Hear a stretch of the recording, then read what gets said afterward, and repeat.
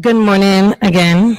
We will be beginning in a few seconds, so we are requesting a little bit of quietness. Thank you.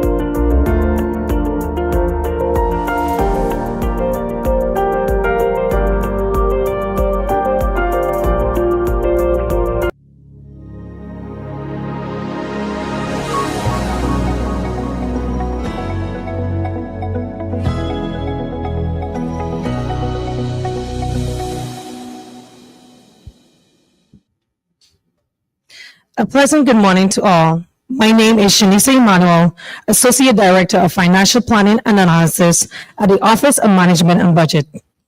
On behalf of the Office of Management and Budget, I would like to extend a welcome to each one of you at the 2025 Spring Revenue Estimating Conference.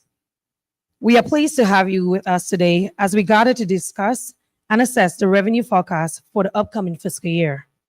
This conference is of great significance as it would directly influence the preparation of the executive budget for fiscal year 2026.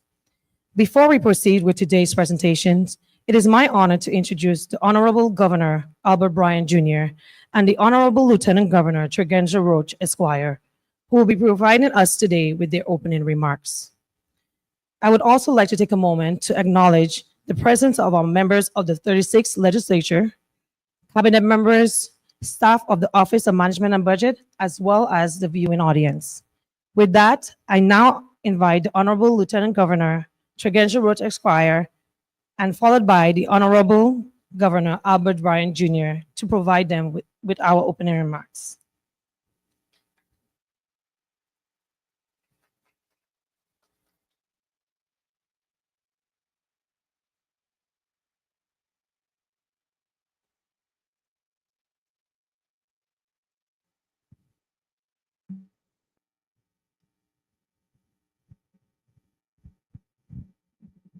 Good morning, everyone. I want to say a special good morning to the Governor, Governor Bryan, and to the members of the 36th Legislature in particular. I would like to call them by name. Our Senate President, Milton Potter, Senator Hubert Fredericks, Senator Avery Lewis, Senator Clifford Joseph, Senator Novell Francis, Senator Kurt Viallet, and Senator Carla Joseph.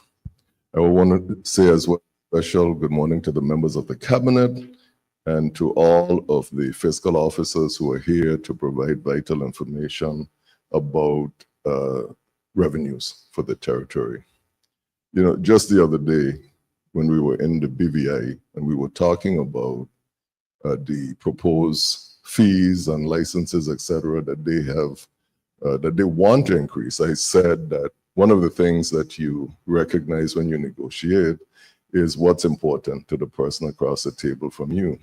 And I also thought that it's important to consider the reality that the British Virgin Islands is not like us in many ways. And in one big way is that they have to raise much of the revenue, most of the revenue, maybe all of the revenue that supports the operation of their government. When they had hurricanes, they had to build back. England is a colonizer that just takes from you. They don't give you back anything. I know that from experience, right? But when I looked at the news this morning and the news that is coming in all the time from Washington, that scenario might change. We might be in a similar boat of having to support ourselves in a different way. And so I hope that when we're here today, as we put all of these brilliant minds in this room together, that we think about a way forward that includes more ways to generate revenues for the government of the Virgin Islands so that we can become more self-sustaining. I want to wish us a productive conference. I think it will be, and I think it will be a great exercise in us coming together and networking in this manner as well. So welcome, and thank you for all of the good work that you do for the people of the Virgin Islands.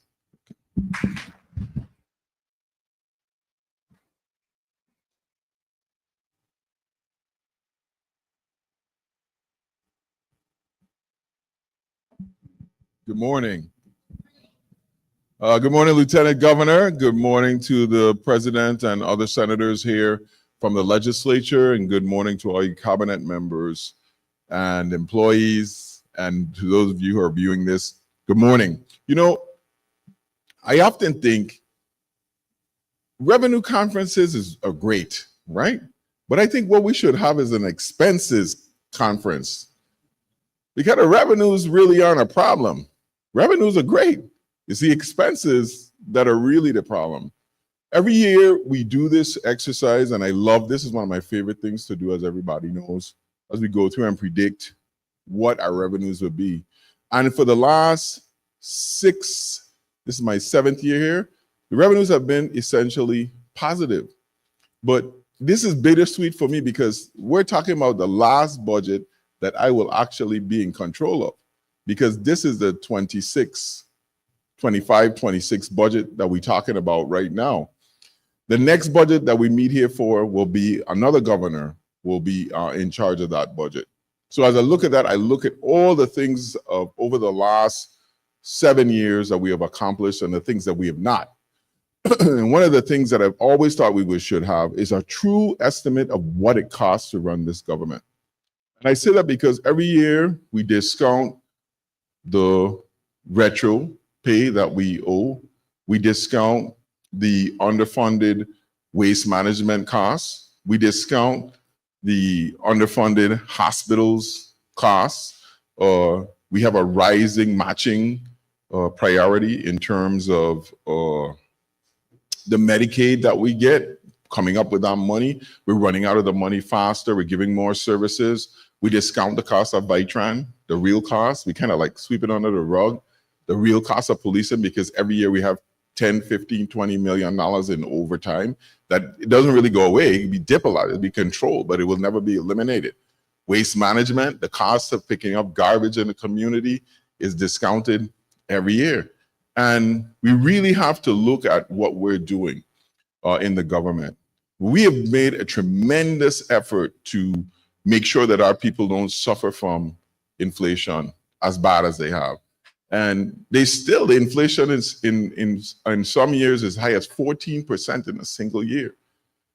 When you look at our taxes and fees in the last 7 years, we haven't really raised anything. As a matter of fact, we're actually taking in less money because of the rate of inflation. That means that the dollar 7 years ago could have bought like 20-25% more of what it can buy today. But everybody looks at it from a consumer perspective and not from the government perspective. Just for an example, the highest license we have, and I got this from word of mouth from my good friends over there, Mr. Graham, is $1,400. The British Virgin Islands wants to charge Virgin Islands boaters $24,000 a year for a license. So when you look at it in perspective, we way undercharging everybody. Not that I'm saying we should increase costs, but it's something we really have to look at as we manage. And to the Lieutenant Governor's point, everything is up in the air right now. Everything. I think the Virgin Islands has been the benefit of equity and inclusion in a large way, because for 100,000 people to be getting $23 billion of America's taxpayer money is an incredible feat. And we're proud of that. So we have to protect it. We have to make sure that we're doing the things to eliminate corruption, to create transparency, to create efficiencies, and most of all, to get these things built for our people. So I don't expect that we're going to have a problem with revenue for the next 10 to 15 years. The problem will be expenses. And for those very, very young faces in here, like Avery, you're gonna be dealing with these problems for years to come. So today, as we look at the revenues, let's be conscious about what are the costs and what are the ramifications of an administration that's saying, hey, every man for himself and God for us all. We got to start to think about what the Lieutenant Governor said. Maybe it is time for us to think about how to start eating what we actually kill. So let's have a good conference. Let's be positive. There's a lot of money coming into the Virgin Islands. We just have to make sure that we can collect it, protect it, and execute. Thank you very much.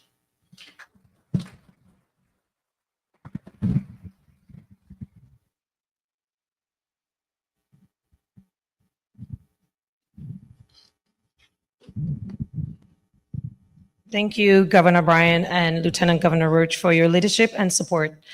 Let's now proceed with today's first session.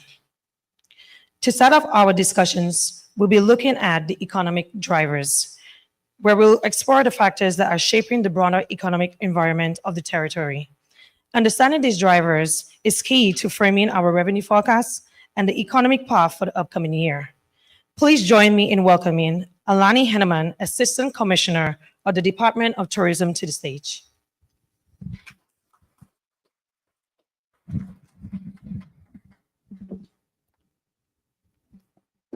Good morning, everyone. You know, when they mic you up, you feel like testing, 1, 2, 3, right? So I want to say good morning to Governor Bryan and Lieutenant Governor Roach, Senate President Milton Potter, and the senators that are here with us today, the people in the room, and the viewing and listening audience. I am Alani Henneman, the Assistant Commissioner of Tourism. It's a pleasure to be here with all of you today to speak about the 2025 Spring Revenue Estimating Conference and look into fiscal year 26 and what it has to offer in terms of the tourism and the product. To give a synopsis of 2025 and forecast projections for 2026, we will delve into the outlined agenda: economy and travel outlook, airlift, accommodations, cruise, STIR, revenue as it relates to the TARF, and tax revenue. The DOT, along with our public relations and marketing agency, continue to closely monitor the current political environment. Travel bans, tariffs, and the overall perception of the U.S. can impact the USVI's tourism industry. Oxford Economics, November 24th, forecasted that the U.S. GDP will remain solid in 2020. That should say 2025, so forgive us. We are skeptical about 2026. Wait a minute, sorry. Okay, how do you go? There we go, sorry. Leisure travel intentions remain strong among higher income households. The department continues to market household incomes of $150,000 and more. But what is very interesting is when we look at the data, the age range, the pool of travelers into the territory no longer fluctuate.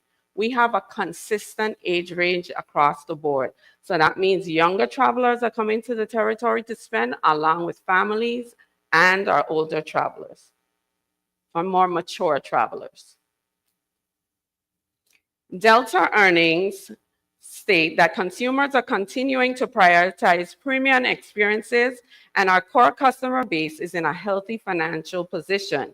And Royal Caribbean states that American households are wealthier than ever, with continued wage growth and low unemployment driving strong consumer spending. Of course, we're not naive to this space.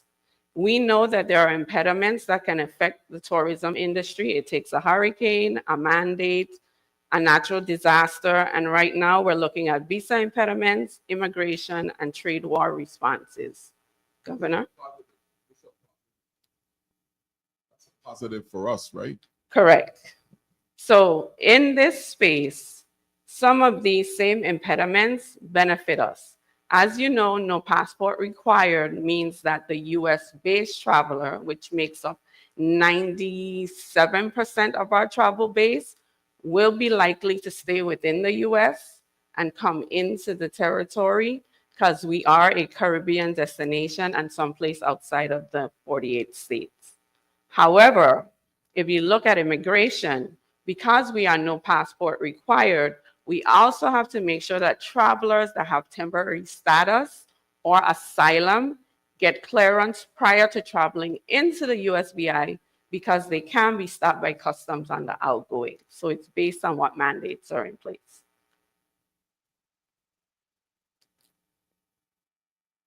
So you look at drivers and headwinds as across the board, leisure, the business, international, there are all pluses there. Real income growth, solid balance sheets, tax cut extensions, and just pent-up demand are driving the tourism industry.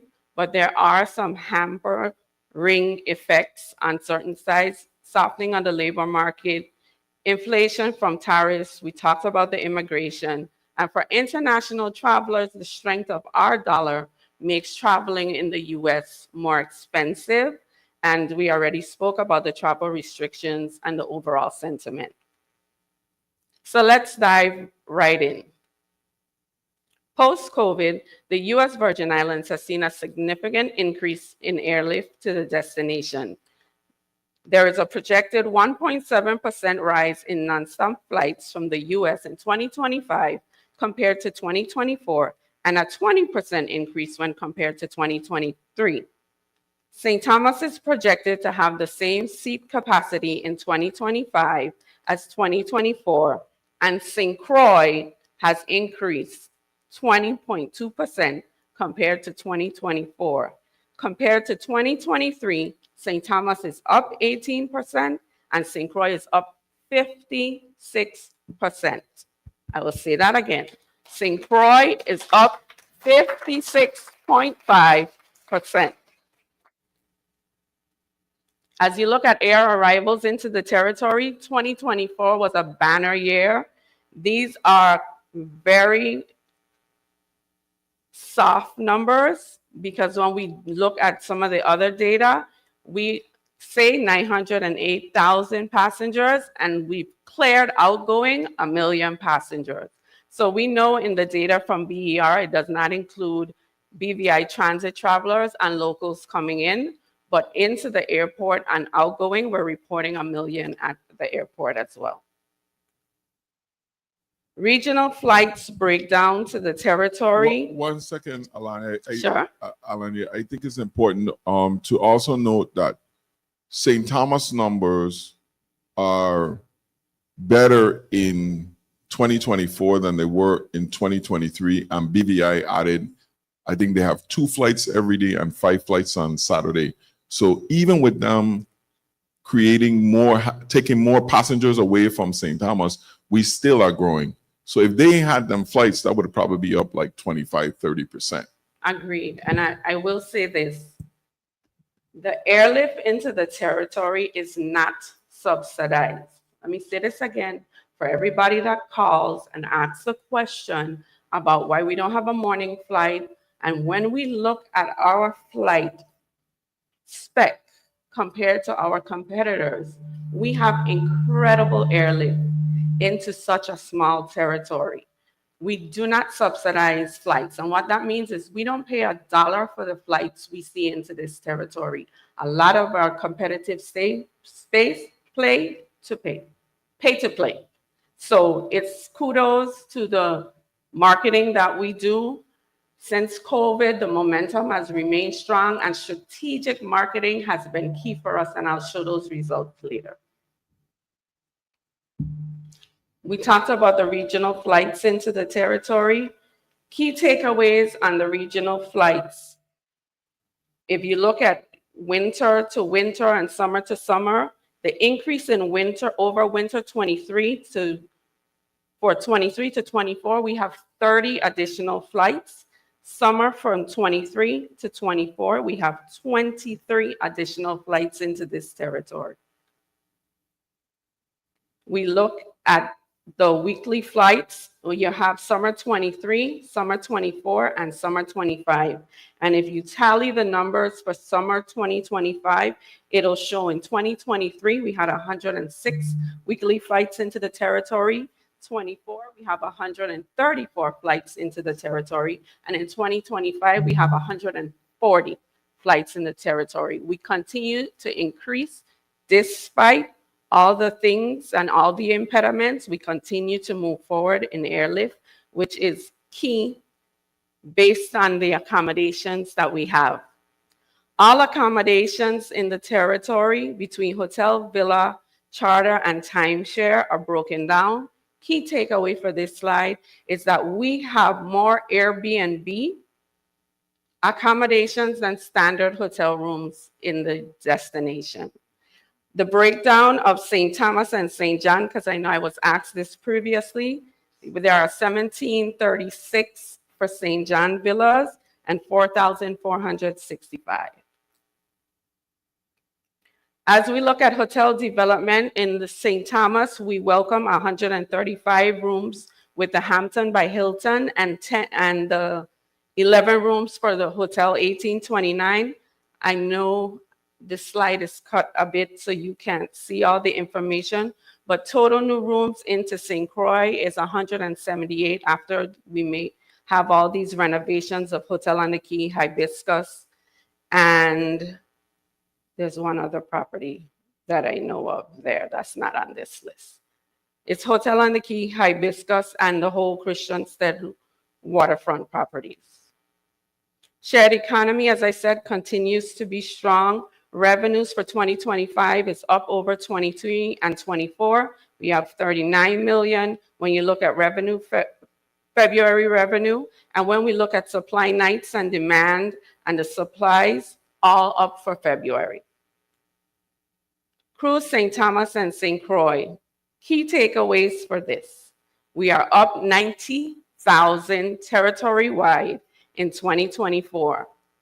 This slide is not what is important. What the major takeaway is 1.7 in 2024, 1.8 in 2025, and 1.9 million projected for 2026. We've seen significant increase in cruise, and cruise is now, when we go to C3, we'll be negotiating the next 2 years. And based on these projections, we hope to see more calls into the territory, and this positive curve will continue. This was a breakdown of 2024. STR data year to date, and I know we got like 1 or 2 minutes left. So I will say STR data year to date looks at average daily rate for a room and the revenue per available room. And you will see that the USVI continues to outpace the Caribbean. But that's not the most important number on this slide. The ADR, the average ADR is right now is about $425 to $450. When we pair a property with our marketing, the average daily rate into the territory is $744. This is how we know that our marketing is driving great revenue for the territory. And if you look at this slide, it will show you the average length of stay, and this is ADARA information, by the way. The average length of stay is 6 minutes, it's 22% higher. 6 nights. Average daily rate is $647, it's 18% higher. Families carry the highest ADR at $744, and couples make up 58% of the bookings. ADR across the Caribbean, the USVI is number 2 to St. Lucia, whose hotel base is 6-star properties. We have properties for everybody on every end of the spectrum, and we still remain second in the region. Hotel tax revenue collected for February are up. Thank you to BIR for this information, and they follow me shortly, so I know they'll give you a breakdown. And when you look at revenue and projections, I think last year on the next slide, you'll see we projected that it would be 48 million in TARF revenue. We collected for 2024, 51 million. And for fiscal 2025, we're being conservative and saying 49, sorry. And so when you look at 2025 hotel tax collections, we're anticipating about 50 million. We're still being conservative in the space, looking at 2% growth for 2025 and 4% for 2026 because of that uncertainty in the space of the travel industry. I'd like to say thank you for giving me my time. Did I stick to my 7 minutes? I did. I open the floor for any questions. Senator? So I want to get into some specific 50 million. How did you come to that? So when we meet with our partners, and we have multiple data partners, Adara is one of them. They give us the average daily rate. We look at the number of travelers coming into the territory, and then we do the math accordingly. So the average daily rate is 700. That's when it's tied to marketing. Correct. Yes, good morning, everybody. So you took your ADR times, which is 744 times, what is the other number? What is the other number? The you number of travelers into the territory, and we look at the hotel stay, used? Okay, and we do the math. So when we get our projections from our partners, for example, Adara goes by credit card swipes. So when we look at their projections and their revenue base for our department, then we take that number, we do the 12.5%. And because we know we have other factors as well that may not come through their system, we do have a small percentage increase, and that's how we get the numbers. okay, thank you.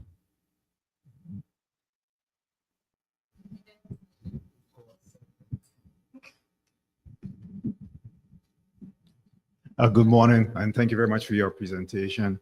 I wanted to ask you, do you do a spending survey and those individuals when they depart? Are you able to glean from them the category by which they're spending?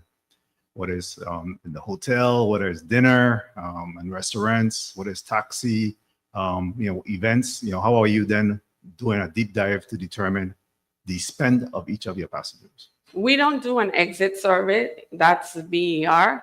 But what we do is partners like Adara and Oxford Economics and Tourism Economics look at credit card swipes into the territory. There are other tracking mechanisms that we use that give us an analysis. And we also geo-target areas with these same partners that give us an analysis of spend in certain areas. For example, I can tell you on any given Friday, based on the geotag, the hotspots are Christiansted Boardwalk, Red Hook, and Megan's Bay if it's a ship date.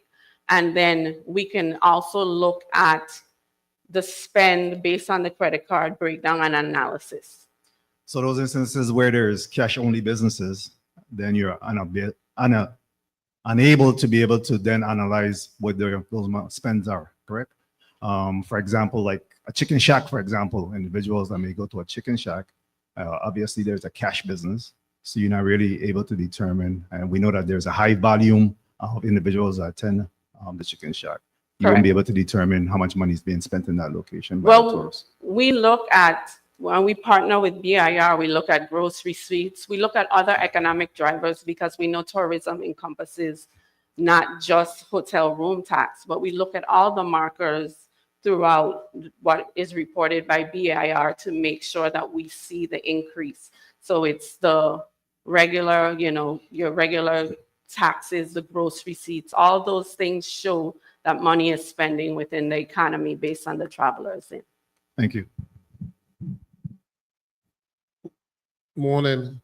With all of the projected terminations, federal terminations, which could be in the hundreds of thousands, and the fiscal uncertainty facing the US, are we seeing any projected impact on future travel in terms of the airline and the cruise ship industry? Correct. Yes. So that's why I said fiscal year 2025 is going to be somewhat solid. Where that will start to play is fiscal 26 because of the economy currently that we stand in right now is reported to be very strong. We won't see the trickle effect until fiscal 2026. At least that's what the industry is projecting. Now, if there's mass layoffs or something of a major happening that, throws off the scale, then of course we will immediately be impacted.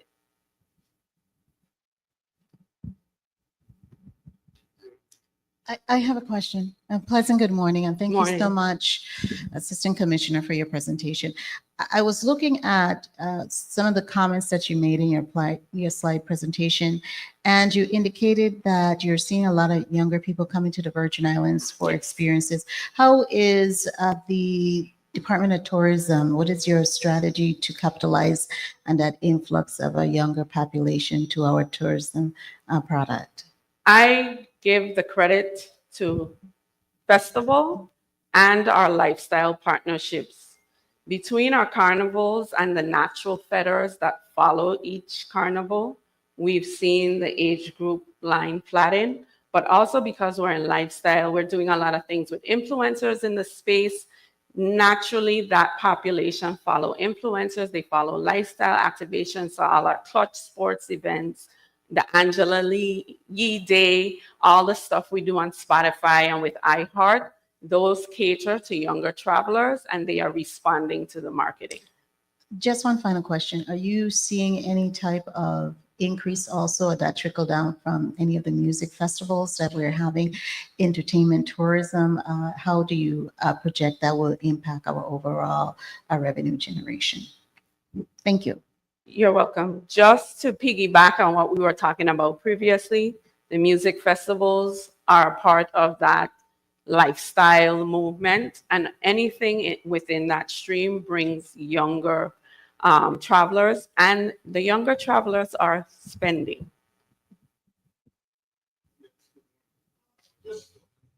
Just make your mouth loud because the mic isn't on. Yeah, so my question for you is, we're doing great things in St. Croix, right? The cruise passengers are up, airline passengers are up, but at the same time, we don't subsidize any of the flights in the island of St. Croix. So your strategy is working, but what are the plans for 2026 in terms of taking it to the next level? What are the strategies that we want to be able to incorporate into the growth that we're seeing? So in my wheelhouse, I'm in charge of promotions. So I developed 2 promotions for St. Croix. The St. Croix Vibe promotion that gives $250 air credit. From the hotel gives the credit, but it's an air credit per person 16 years and older. And that has been generating great exposure for St. Croix. And on the cruise side, I also developed St. Croix Vibe Sale. And that is a promotion encouraging businesses to apply discounts to cruise passengers so that they come into Frederiksted, they experience Frederiksted, but then they traverse the whole of St. Croix. Internationally, I am working on in the Danish market to try to get our Danish charters back into St. Croix. That, for me, is the cherry on top. If we can get Danish charters coming back into St. Croix, then we can say fiscal year 25 into 26 will be solid. I just want to add to Senator Villa's question when he was asking about federal layoffs. It's not so much the layoffs of federal workers, because our traveler, like to come to the Virgin Islands on vacation there, you need to be making some money. So we're in that upper sweet spot, right? The problem though is any talk of layoffs, talks of recession makes people think about how they spend their money. The Virgin Islands is an expensive vacation.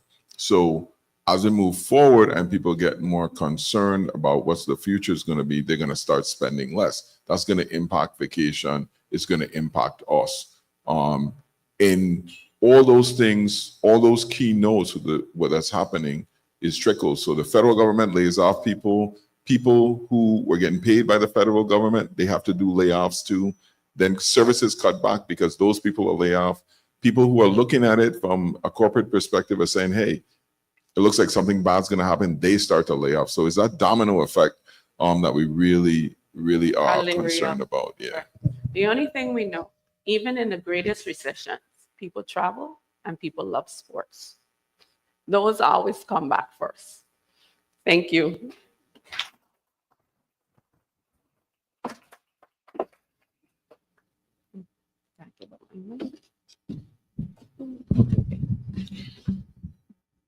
Thank you, Assistant Commissioner Harriman. Next, we will hear from Bernicia Liburd, Senior Project Analyst at the Bureau of Economic Research, who will share her insights into the key economic drivers affecting our revenue forecast. Just a reminder, the official slides for each presentation will be posted on OMB's page.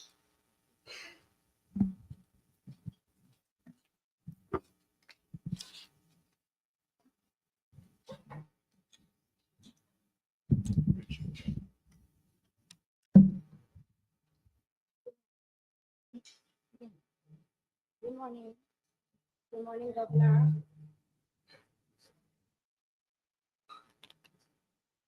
Hello, could you hear me now? Good morning, everyone. Governor, LT, Senators, attendees.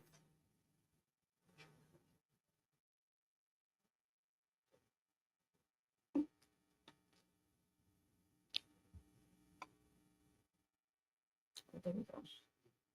I am Bernicia Liburd, presenting for the Bureau of Economic Research for the economic update for the territory.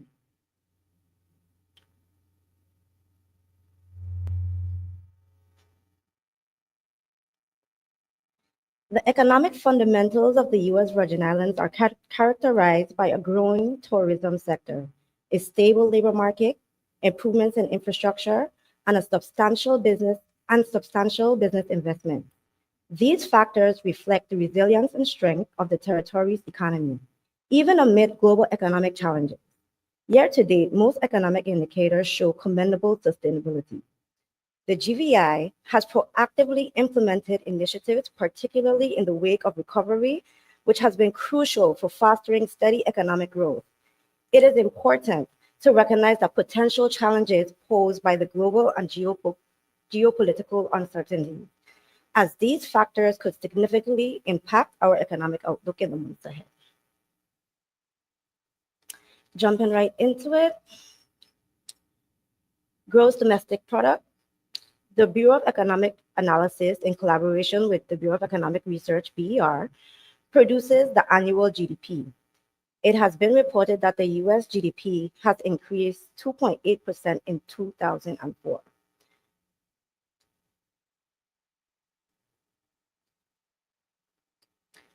The US Virgin Islands 2023 GDP release has been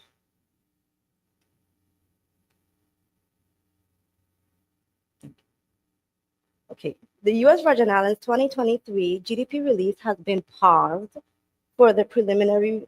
So the preliminary for 2022 has decreased by 1.3% to 3.9 billion. So now this is paused due to the fact that 90% of the US federal statistics exclude the US Virgin Islands.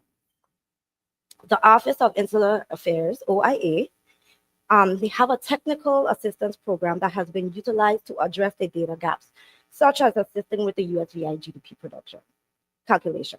However, it competes with numerous other priorities.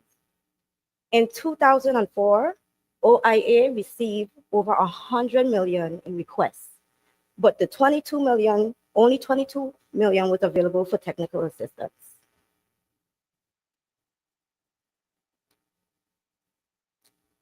Okay. Jumping into visitor arrivals for the territory.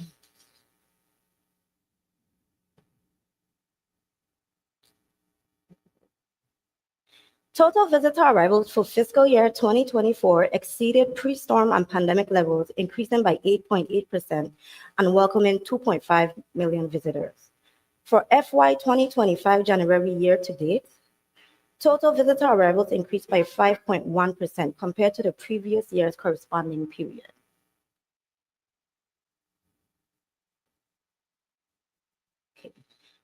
The forecast was generated using data starting from FY 2022, when everything stabilized after the pandemic and the hurricanes. So starting 2022 is when we started going back to normal levels.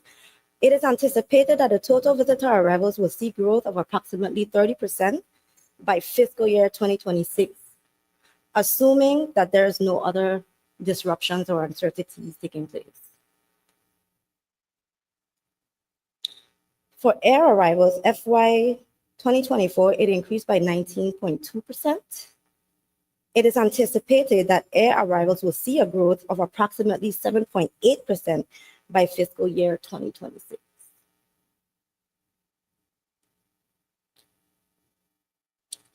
I just would like to note that air arrivals calculations for BER does not include every single passenger, as Ms.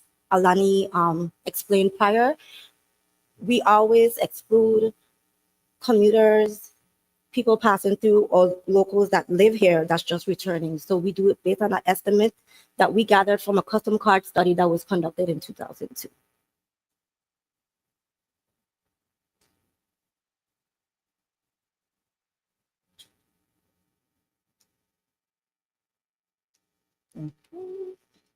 Okay. Cruise arrivals for FY 2024 increased by 3.9%. It is anticipated that cruise visitor arrivals will see a growth of approximately 44% by fiscal year 2026. I heard someone ask a question about this information prior. We did do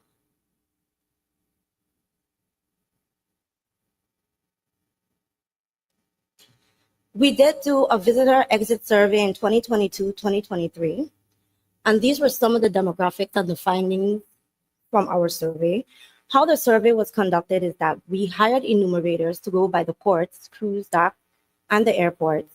They had a 26 to 27 questionnaire to fill out, asking them about demographics regarding them.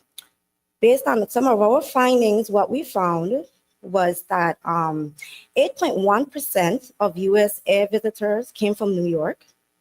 38.3% of all foreign air visitors came from Canada. 39.6% of all air visitors use hotels for lodging, with an average expenditure of $3,459 per party for hotels. Also, if you look down in the corner down there, that's the average income of visitors that travel by air. For cruise, of the US cruise passengers, 16% of US cruise passengers came from Florida, and then 53.7% of foreign cruise visitors came from Canada. 47.3% of cruise visitors travel on the Royal Caribbean cruise line, and also 40% of air visitor arrivals came on American Airlines. There's way more information on this. This is just a quick snapshot of the demographics of our visitor arrivals.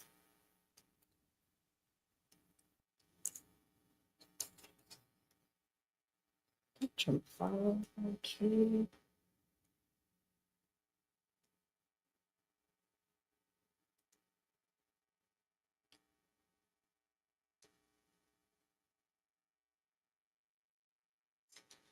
I'm fighting for my life with this thing. Okay, back. Okay, good. We back on track now. The accommodation establishments hotel rates reflect a snapshot of occupancy levels based on accommodations that report to the Bureau of Economic Research. The occupancy rate is gauged or calculated based on hotels that report to the Bureau of Economic Research. These hotels that report get EDC benefits. There There are many hotels who are not interested in those benefits, so they do not report. So this is just a snapshot. This does not mean that it's all the hotels in the territory, but it's important to gather this number so we could at least have an idea of the occupancy in the territory. Occupancy rates for FY 2024 averaged 62.8%, a 3.7% increase from FY 2023. For the month of January 2025, occupancy rates averaged 62%, 14.6% less than the month of January 2024. Yes? No. Airbnbs are not considered in occupancy. As a matter of fact, we've been looking into short-term rentals. So you have the Airbnb umbrella, that's a company, but we do not gauge, or the territory has no way to measure. For instance, if you're a private, you own a property and you decide, I would like to short-term rental my second floor on my property. These type of accommodations are what's cutting into our occupancy reporting for the hotels. So although it may say 62% for January for the hotels reporting to us, think about those who are not reporting to us and staying in other accommodations where there is no occupancy reported or recorded. As of 2023, I do believe that the LCA could correct me if I'm wrong. There's 436 short-term rental establishments in the territory that is not operating under the Airbnb umbrella. Just for food for thought. I'm sorry?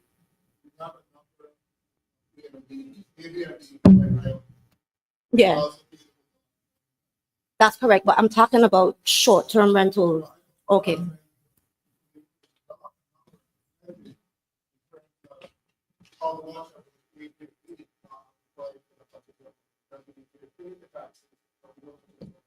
To provide that data so that we can see what is the occupancy for the Airbnbs on a regular basis. We can, into BIR spreadsheet is divided into hotel and non-hotel. So then we'll know the total occupancy. Any more questions on this slide? No? Yes. The other thing I think we need to pay attention to, maybe the legislature could subsidize a study to look at the escalation of the hotel tax effect on occupancy rate, because now we've done it for the Marriott, the West End, we've done it for the Ritz, and those are high brands that we don't expect it to have any effect on. But for I don't think we've done it yet, but it may be one for the Hampton Inn, and that's a different type of hotel right here in Yacht Haven, and what the effect can be, because I often wonder, I'm not gonna call any names, but well, we know who it is anyway. The West End, their hotel occupancy rate has to be somewhere around 18 and 19%. So that the occupancy tax has to be around 18 and 19%. So that means if you stay in a room for $600, you're paying $120 a night in occupancy tax, in hotel tax. That's a lot.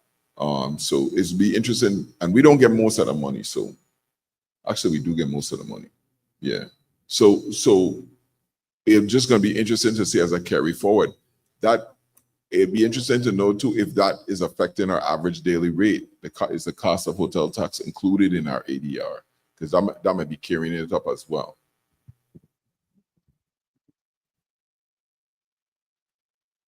That was a great introduction into the next slide.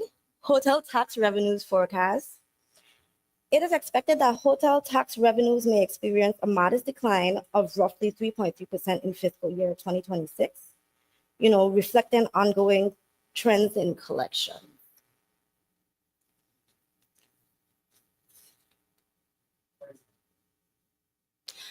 I do believe that right now, based on the information that I do have, I think that I would have a closer projection if I had more information for 2025. But this projection that I did was based on trends, which means I started at 2022. So moving forward, 2021. So based on this trend, this is what is projected that it would come down to in terms of 2026.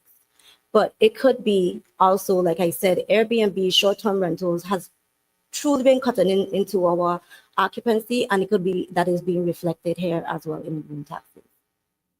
Yeah, we do.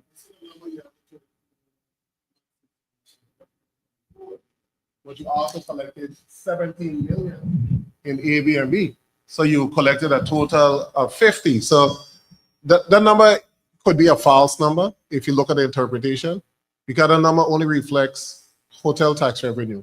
That's correct. It doesn't reflect the Airbnb That's tax correct. revenue, which is at the same rate, which collected 17 million for a total of 15 million. So I don't know if we at some point want to strike the word hotel or just put hotel occupancy tax that includes both category, or break it out. So that we Okay. could be able to compare whether or not the Airbnb market is growing, it's remaining the same, the hotel, but we need all the data because it's 50 million. Long Okay. and short. Thanks. Okay.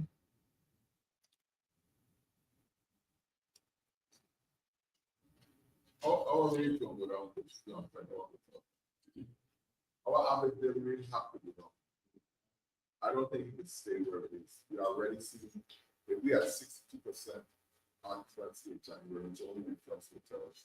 That's kind of, which means that we're seeing a shift. Correct. with the Airbnbs and stuff.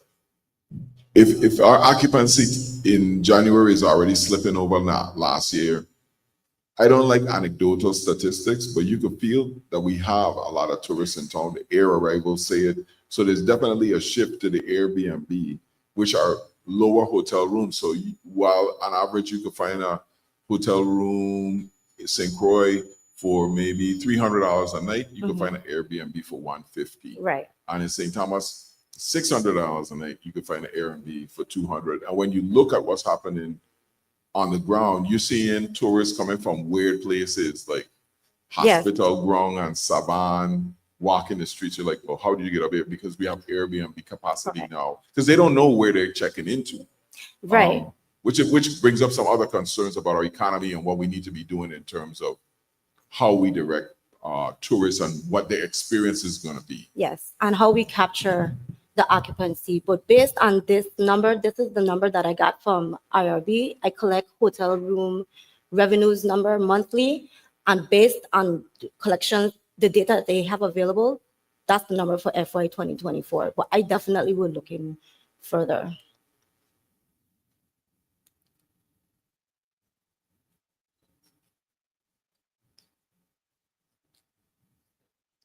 Moving right along to economic indicators.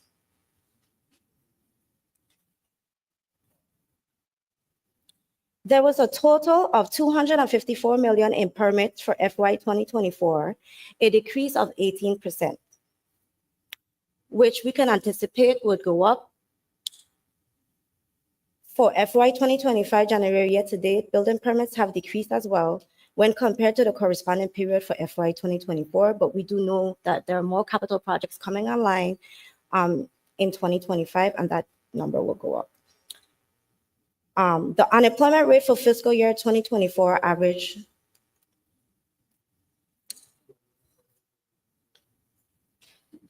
The unemployment rate for fiscal year 2024 averaged 3.4%, while it was 3.5% for December year to date, FY 2025. The unemployment rate is projected to be 3% for FY 2026, a 4% decrease from the actual FY 2024 rates, based on available data. So, sorry. Statistics is in here.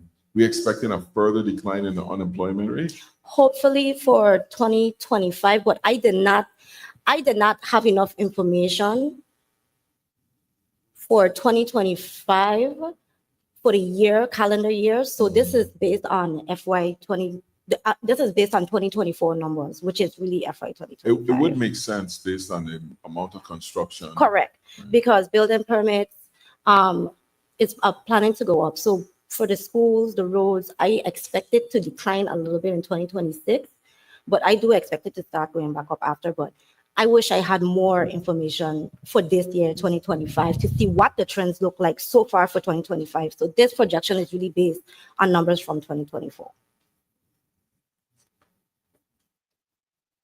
Civilian employment is projected to maintain stability in FY 2026 as well.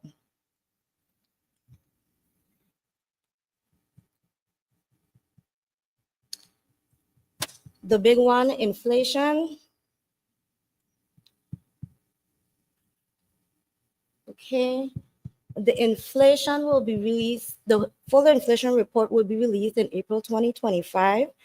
And as of 2024, inflation for the territory has risen to 6.4%. Well, yeah, it declined to 6.4%. No, it is not good at all. And that's it. If you have any questions, I'm here. Thank you.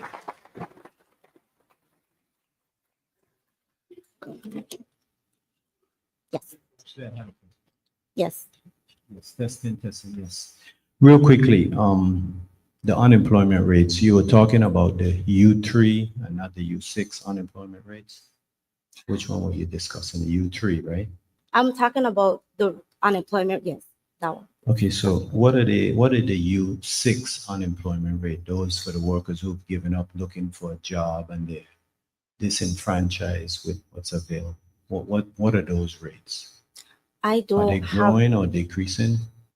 I don't have those rates on me right now, so I don't want to give you an answer because I don't have those numbers on me, but I could definitely get it to you by this afternoon. Okay, real quickly. You do.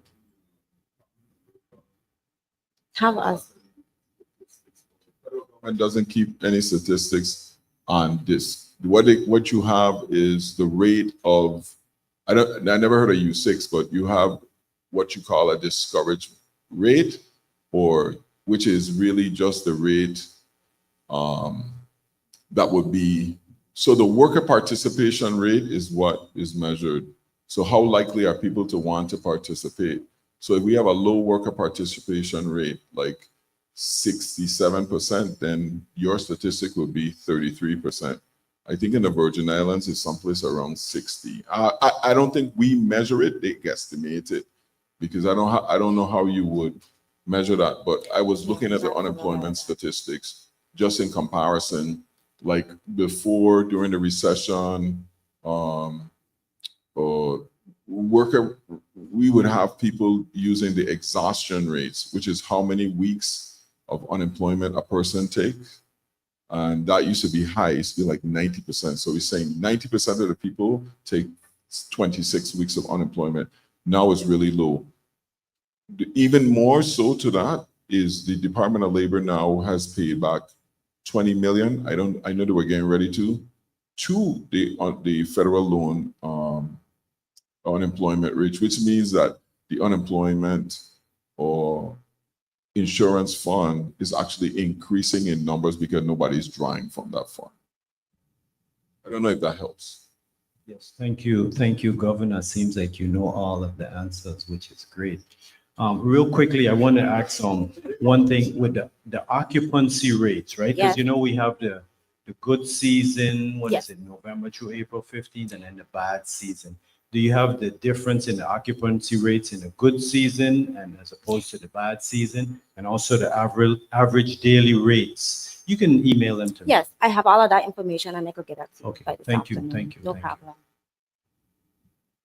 Just go back quickly to one of your first slide, Mhm. where you said that a 2024 report from the Government Accountability Office found that nearly 90% of U.S. federal statistics exclude the U.S. Virgin Islands. That is correct. The reason for the exclusion is our lack of submittal of data? No. What is So, to my understanding, the territories such as us and Puerto Rico was included in the technical assistance program to cover our GDP production. Apparently, we are not, politically to say correctly, we're not slated in legislation where they have to produce the GDP for us. So basically, the technical assistance program was filling those gaps for the territory. it kind of raises the question, does the federal government see a fundamental need for the USVI information as to why we was not factored in when they make this request? So now the request has exceeded the 22 million that was being used to fill those data gaps. So now we're back to a conversation. And as far as the timely turning in of the report, we did look at different perspectives, because right now the GDP is being generated with audits. And as you know, sometimes audits can be not timely. So we was looking at a different approach, thinking maybe we could use granular data, smaller data, quarterly data, monthly data. However, it took us right back to the conversation of the cost that it would take to generate the GDP for the territory. It is not off the table, and we're still looking into other options because it is important. So I will keep you posted on any new developments having to do with that.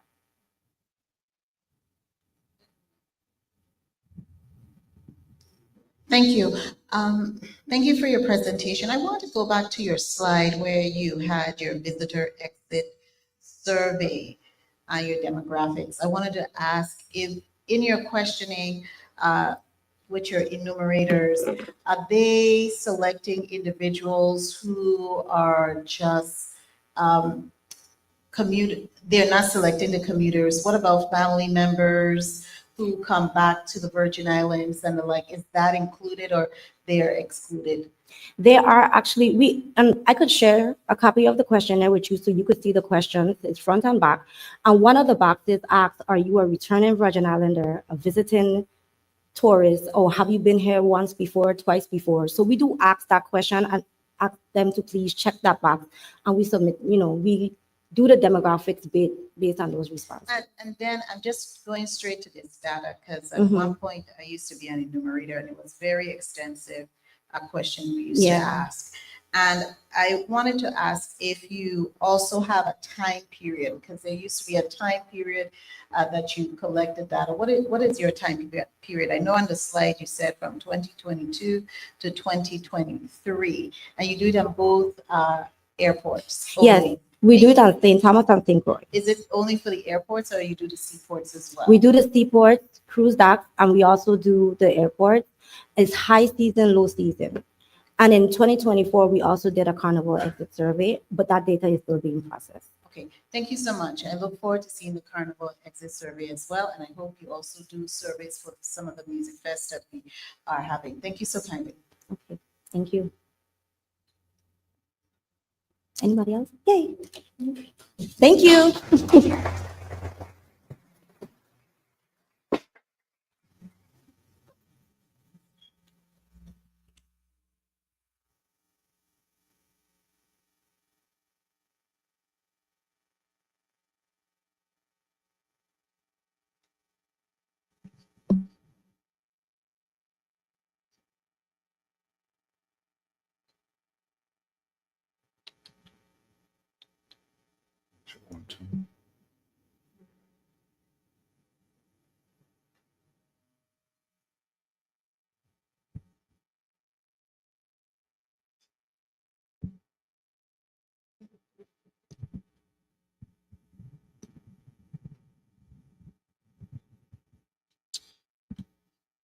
Thank you, Ms. Liebert, for this insightful presentation.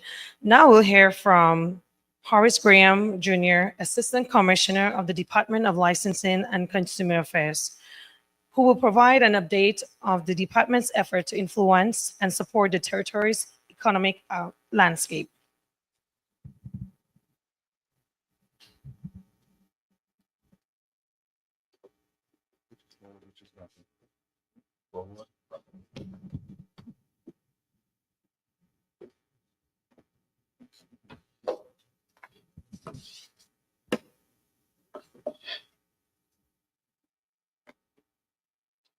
Good morning, everyone.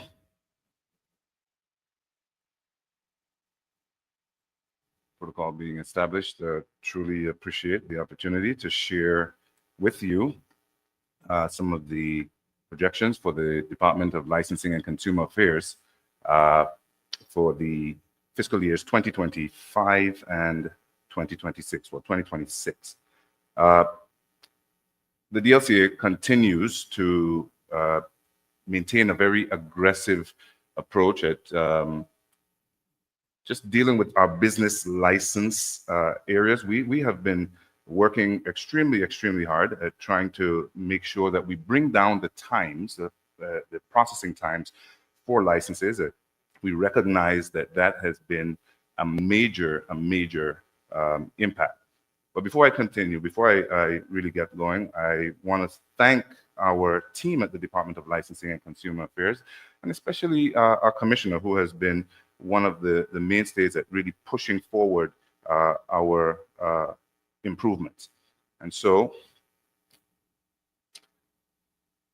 when we were told that we had a very brief time, we wanted to just jump straight to the chase and to share with you what we anticipate, and then we're going to look at some of the statistics that led us to this. So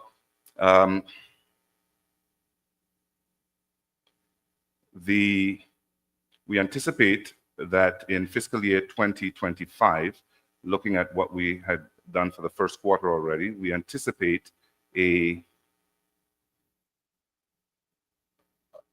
revenues totaling about $5,393,746.64. And then we did a basic year-over-year projection, and we ended up with a 3.1% increase, anticipating about $5,500,000 for fiscal year 2026. Now, one of the key drivers in the Department of Licensing and Consumer Affairs has to do with business licenses and penalty fees. That's the two key areas of our process. And so we believe that the business compliance and license renewals is one of the key areas that really make us do what we're doing. So first of all, our business compliance. Over the last several years, we have found that businesses have been renewing their license on a very regular basis, but we had quite a few renewals that were not really advancing. We also had a regulatory enforcement. We struggled a little bit with our regulatory area, where our enforcement division and other enforcement activities due to personnel were shortened. But I'm going to tell you that over the last year or so, the Department of Licensing and Consumer Affairs, our enforcement division, has picked up that pace, and we are seeing quite a bit more coming in from penalty fees. But we also have been noticing very fair amount of compliance.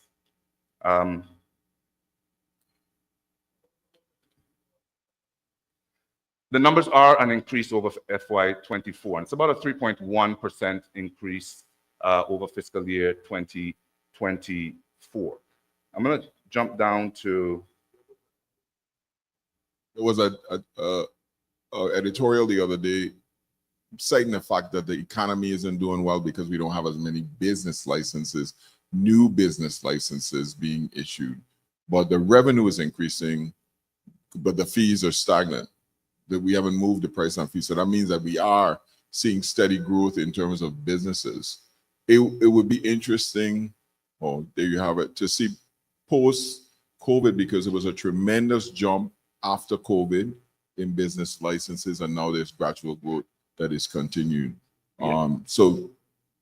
I wanted to point that out because there was some, the article is pointing out that the economy is slowing. The economy is on fire. Actually, we needed to slow a little bit to the inflation rate.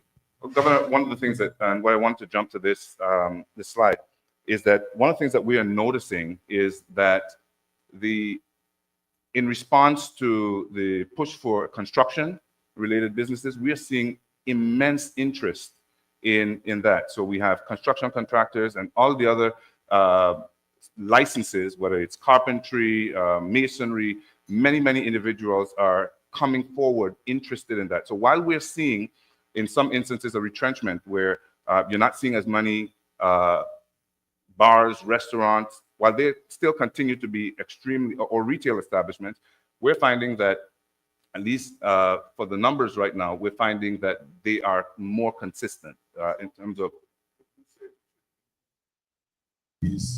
increased licensing fees for those businesses that are trending upward, like construction, anything in the, because retail will follow.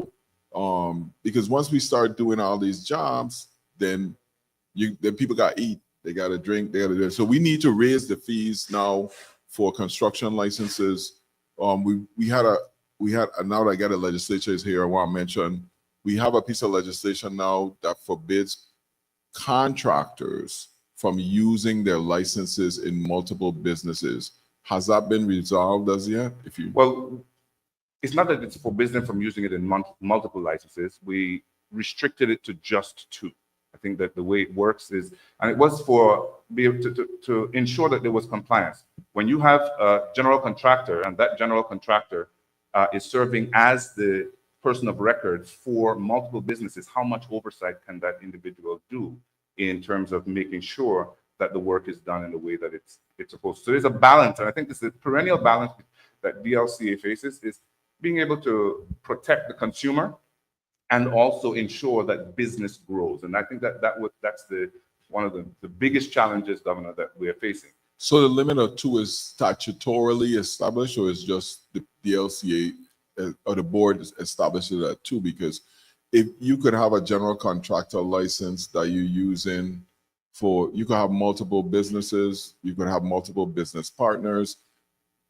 All I'm saying and asking the legislature, when you look at this kind of limits our people from being able to participate in the market. And I don't want to, I have been looking for a way to grandfather in again, like our local maintenance guys and contractors, because you have a lot of those guys that are building homes that are not general contractors that are going to have to go out and sub on the general contractors because we're making this law. That goes for electricians and everything else too. So I agree with what we're trying to do, but realize that we harming our own people by doing that, because y'all know how it is. You got a guy who'd been doing electric work for 20 years, but he have an electrician who signs for him, who's a part of his company. Now he's not going to get to be able to participate and do those jobs because we're limiting the amount of that. Architecture is the same thing. We got a lot of draftsmen around here that can't sign, but have an engineer who to sign for them. So, you know, I understand what we're trying to do, but I don't want to limit our people because we don't have enough plumbers, electricians, or carpenters, and we can't have people coming from outside taking the test passing, and then our people them left in the dry. Just some. Well, and Governor, to your point, recent news reports that have shown increased activity with regard to restrictions on travel from some of the islands that have been traditionally sources of employees for some of these construction companies and workers in the market. We anticipate that could represent sort of a cooling off for that. And so in our recent conversations, we have been looking at what it would mean if we were to, again, expand that and allow the greater access for general contractors to improve. But to your point, again, it was established by the law, and we certainly, and certainly was done in a time when it was looking like things were just going to explode. And so we definitely need to look at that carefully again. All right, so when we normally look at these, we look at basically the business license element, because the fees that we charge for penalty fees, our goal is for compliance. And when we push compliance and people become more compliant, the risk is that we would be collecting less on penalty fees. So the goal is to make sure that individuals are compliant. We have been promoting and advocating for increase in our penalty fee structure. We have presented to the legislature on, I think at the close of the last term, we had presented some amendments to increase those fees and to adjust accordingly so that we don't have that great fall off. But we anticipate that it could be it would lead to better results for us if we were to continue along that line, increasing penalty fees and continue to see the consistent license fee, the licensing process moving forward. We also have, we are anticipating the reduction in time for licensure to be a major driver in being able to get businesses active as quickly as possible. We are recently transitioning from the current system that we have, and we'll be moving into a more advanced business license application. We did thanks to Provident Procurement, we completed our procurement for that. We're now in the contracting phase, and as soon as we complete that process, we'll be moving forward with an upgrade to that. Well, I mean, that's it for us. We don't have too much more to say, but thank you so much. We're available for questions.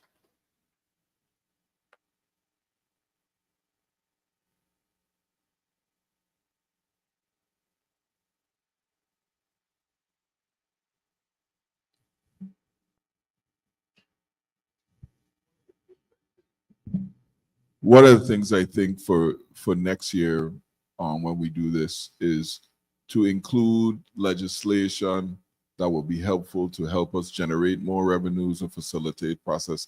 Because I'm just so glad that the legislature is here joining us today.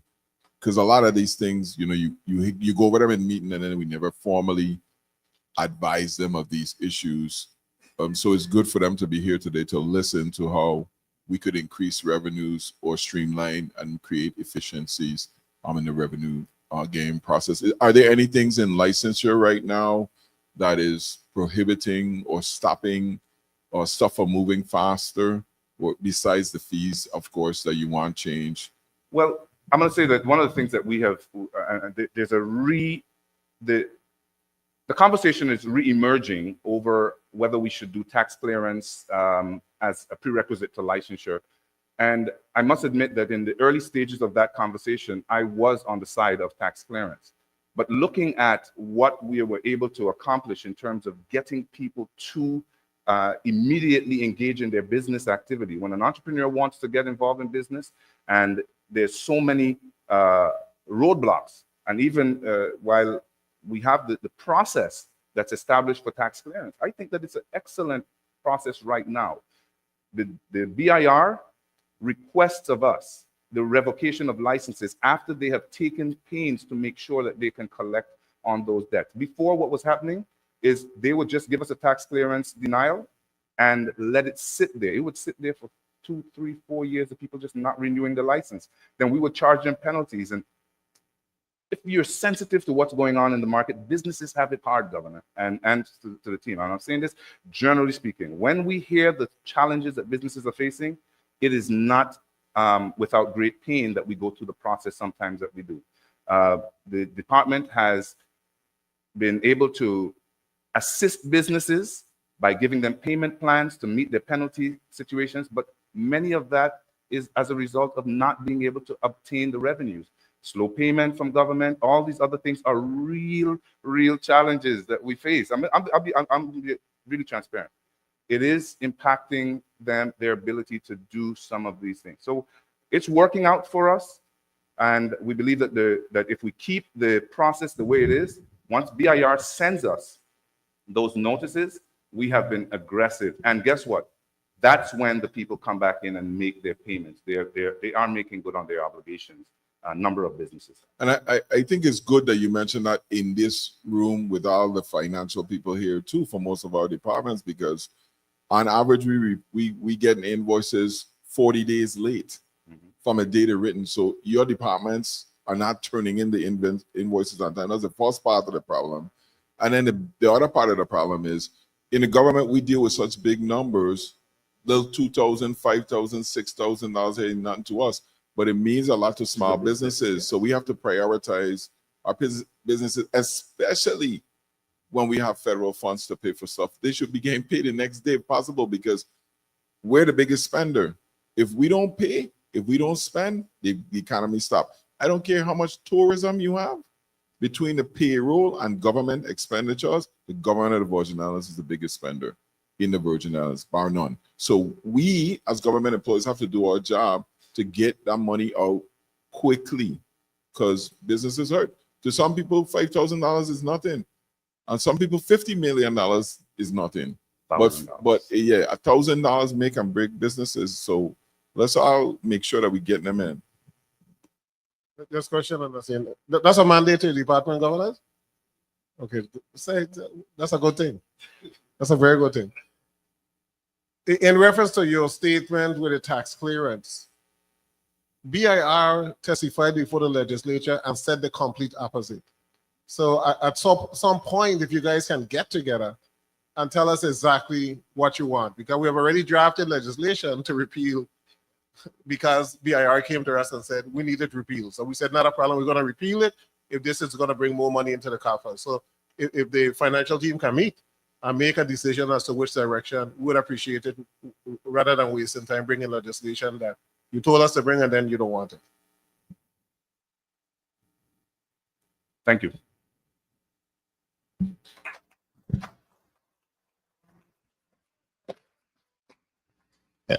Assistant Commissioner Graham, one quick question. So in your presentation, you spoke about the dichotomy between revenues that you generate from licensing fees and revenues you generate from enforcement, right? So our charge is now to consider whether or not the revenues that you receive from the licensing fee should be increased, when you could just increase your enforcement, which I know you just hired some enforcement officers. So then we don't have to increase the fees on the licenses to cause additional burden on our people, because although the economy seems like it's booming, it's only booming for a few. The majority of our people are still struggling.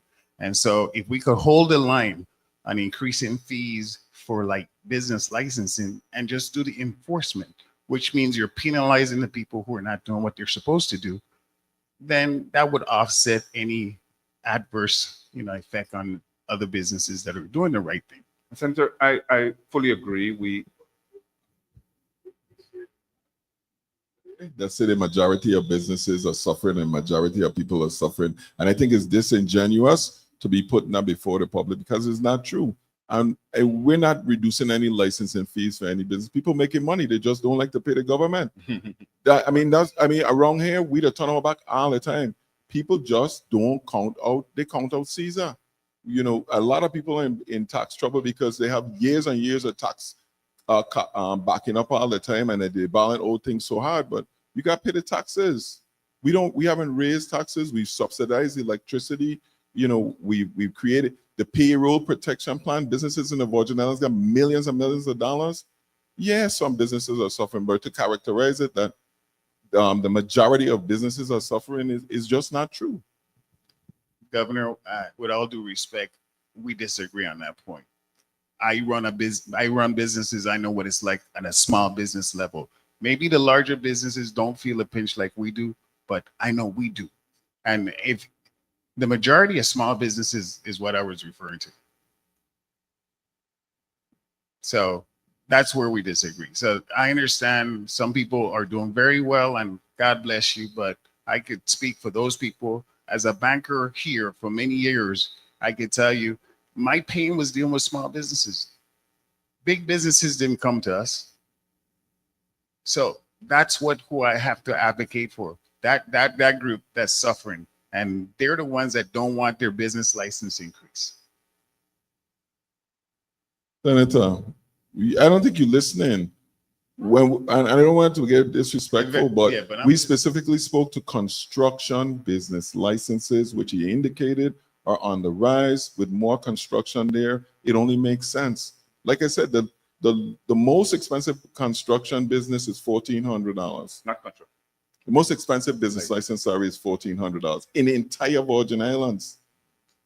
And compared to the BVI, where the charter boat license is $4,000, and I'm sure that's not the lowest license.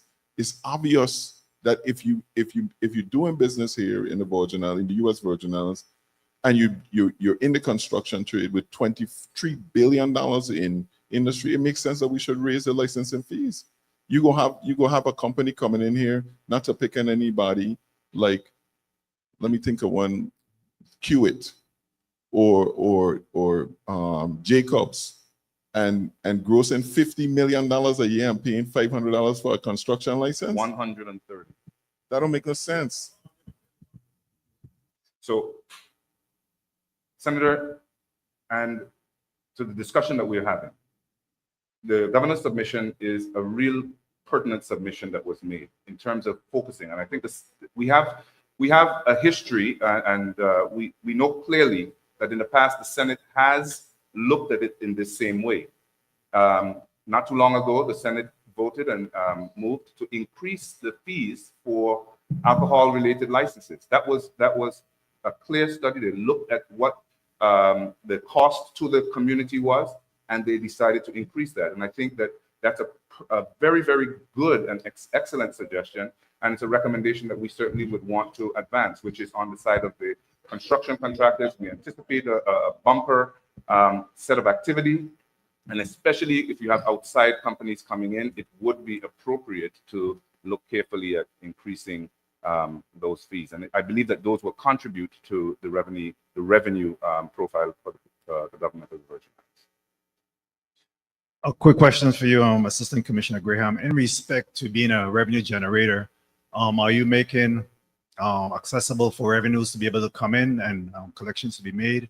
For example, cashiers, do you have adequate number of cashiers, the opening and closing time? Are we, again, meeting the needs of the public in respect to that? Are we allowing for payer's choice, multiple individuals interested in paying with a credit card, PayPal, whatever mechanism, checking account? Is all of that being made available? Online payment, is all of that being made available to consumers? Senator, yes.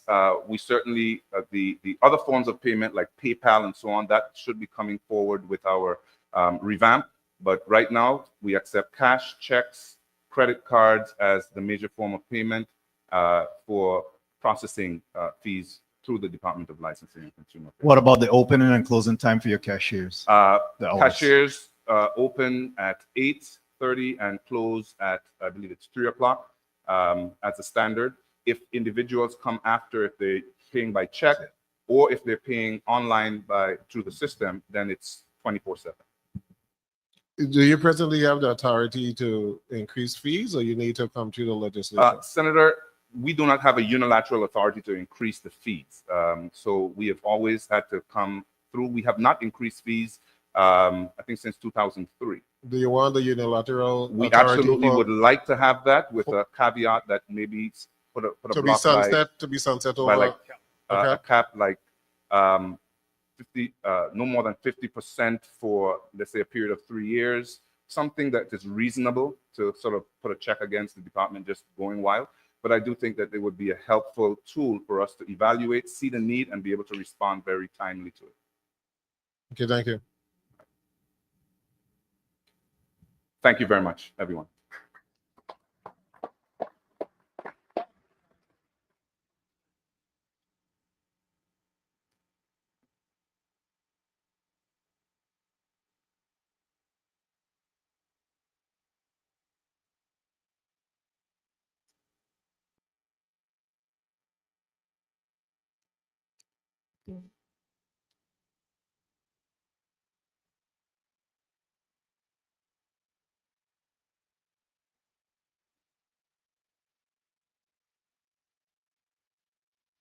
Okay, thank you, Assistant Commissioner Graham, for this insightful presentation. Now we'll take a 5-minute break. We'll be back shortly.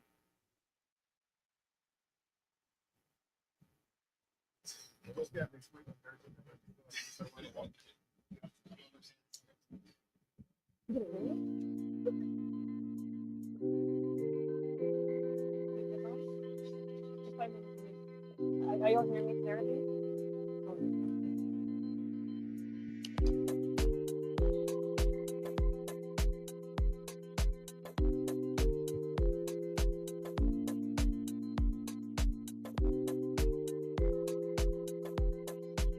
Director is okay. You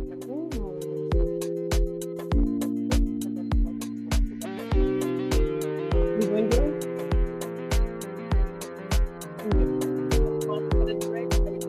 He tell me do three. He tell me to go just go straight from 2 and 3, and then we'll.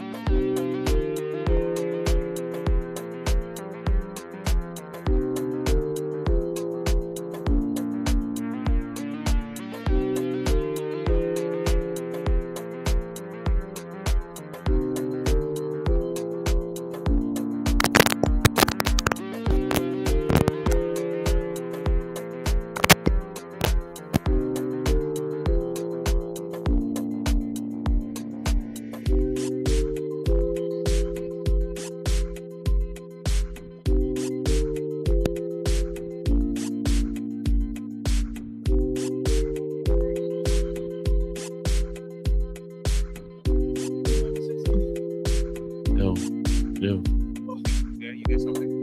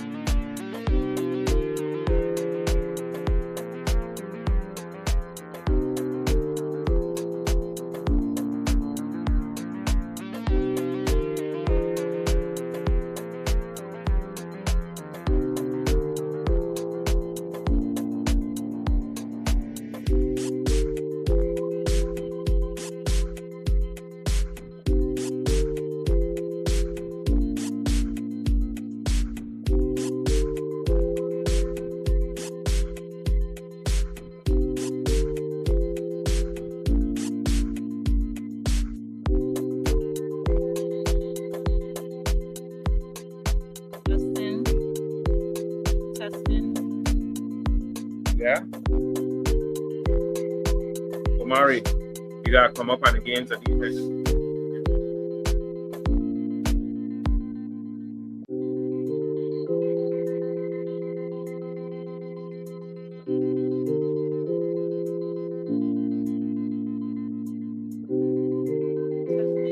Testing.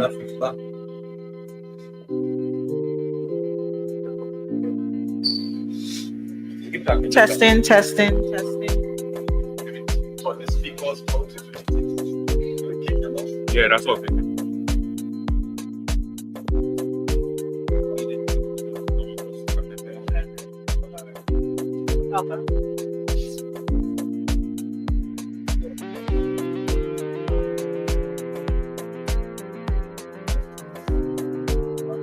Testing, testing, 1, 2. Testing, testing, 1, 2.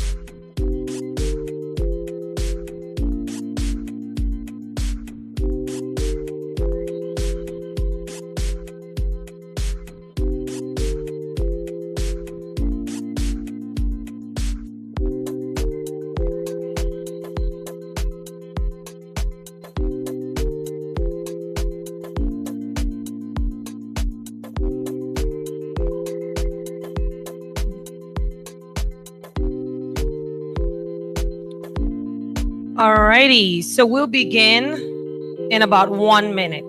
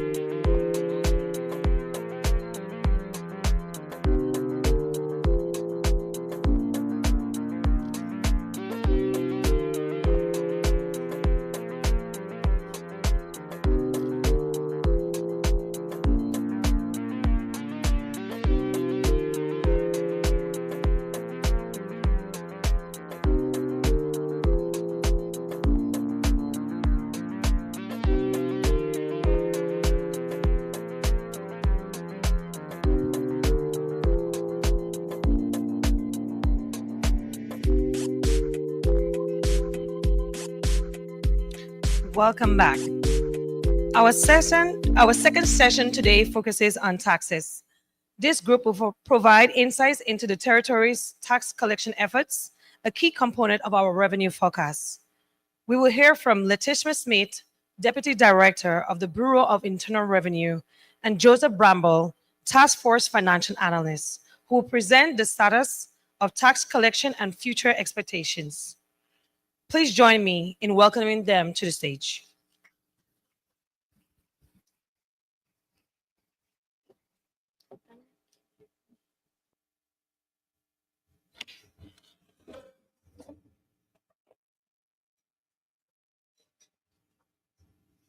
Good morning. Good morning, Honorable Governor Albert Bryan, Lieutenant Governor Tregenza Roach, our esteemed senators, cabinet members, and individuals in the audience, online, and listening. My name is Letitia Smith. I am the Deputy Director of the Virgin Islands Bureau of Internal Revenue, and I will be representing the Bureau at this year's Revenue Estimating Conference. I do have with me Mr. Joseph Bramble. He is our Task Force Financial Analyst. At this time, our Director, Joel Lee, is unable to attend. He is out of the territory. But we are here. So we are going to present. So the Bureau of Internal Revenue, why do we exist? We are here to administer and enforce the tax laws of the Virgin Islands. And we are able to achieve our mission based on our strategic goals. We are here to promote voluntary compliance and to also collect the tax revenues owed to the government of the Virgin Islands.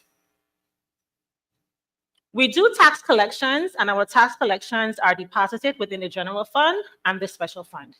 Within the general fund, we do collect and deposit individual, corporate, gross receipt tax, excise tax, and the environmental infrastructure impact fee.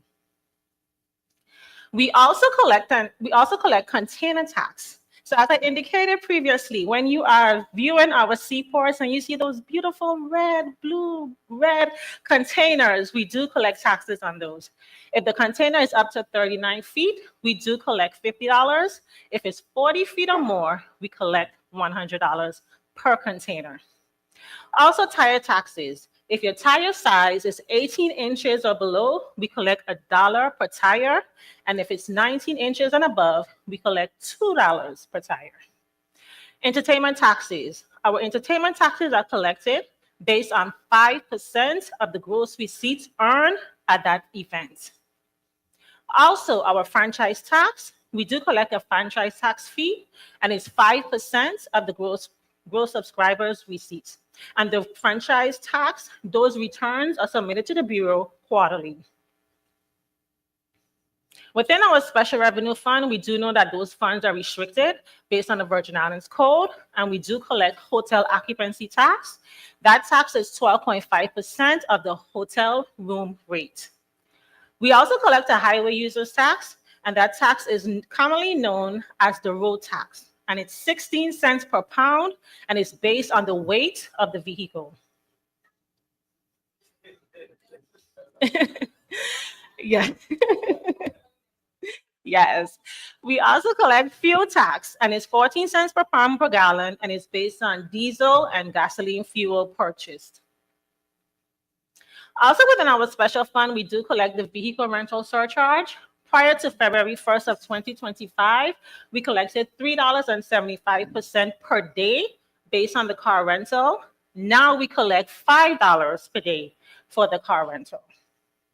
We also collect the casino tax. Our casino tax is 8% to 12% of the gross revenues of the casino, and it's based on the age that the casino has been in existence. We also collect a casino tax, and the annual rate is 19.25% of the gross revenues. We do not have casinos in the territory at this time, but casinos are a hybrid of casinos and also racetracks combined. So our general fund collections. The Bureau projections include estimated collections for various tax categories with emphasis on our major tax categories, which are individual, corporate, gross receipt taxes, and our special fund collections. As we look ahead to fiscal year 2026, Our revenue projections reflect a comprehensive analysis and is based on historical data as you see on the screen. Within the individual income tax category, we do have a projection for 2026 in the amount of $414,146,513. Within this tax category, the projected tax collections, they remain relatively stable, except for our individual income tax category, where we're seeing about a $10 million increase. We attribute this increase to economic and employment activity within the territory. So our projections from our actuals were 80 million, and we're projecting to be at least 90 million for 2026. Our corporate income tax rate right now is a flat 21%. And within this category, we are projected to collect $71,818,323. We estimate a slight decrease in our estimated tax collections. However, because of the key provisions of the Tax Cuts and Jobs Act extensions, we do expect an increase in our extension payments, and that is for the corporate taxes. Now, I will have our task force financial analyst, Mr. Joseph Bramble, continue our general fund and special fund collections. Okay, good morning again, everyone. Okay, general fund collections. For fiscal years 2022, we saw our highest year of collection with approximately 268 million. And also in regards to the excise tax, we did have a court case brought against the Virgin Islands government regarding excise. So that was halted for a while and was reinstated back in 2021, resulting in a significant increase in our excise tax collections to 36 million. Now for FY23 and FY24, we saw a tapering down of our collection efforts, and that is mainly due to the reduction of COVID-19 funds, PPP funds, ARPA funds, and the tapering off of our federal projects. Our fiscal year 2025 projections are based on a 10% increase of our 2024 actuals. And fiscal year 2026 projections are based more moderately on a 5% increase of our 2025 projections.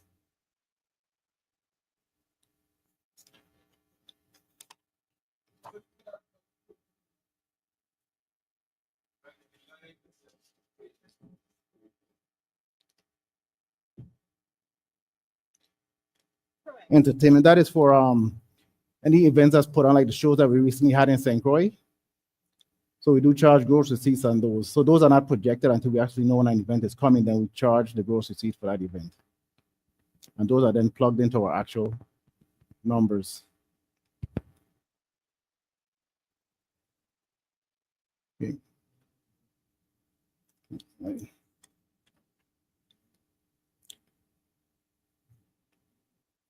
Any other questions? Okay, special funds, fiscal year 2022 to 2026. For fiscal year 2024, we saw our highest year of collections at approximately 66 million. And for fiscal year 2025 projections, we based it on a 10% increase of our 2024 actual collections. And for fiscal year 2025, we based it on a more moderate conservation of a 5% increase over our 2025 projections.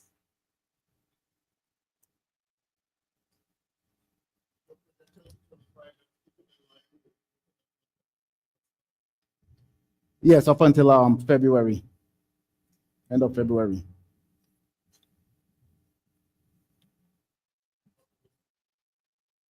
Somewhat, yes.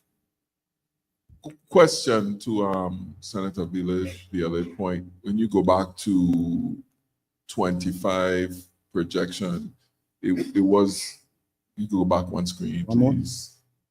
You don't want to go backward. This thing is not. Okay, but anyway, the question is, we are I know we are on point with the last year's collections efforts. Are we on point with the projection for 2025? I didn't ask that the last time. I think we do remain optimistic. We do see an increase in our gross receipt collections, and that is mainly due to the rising cost of inflation. So we do see us keeping on track for our 24 or 25 collection efforts.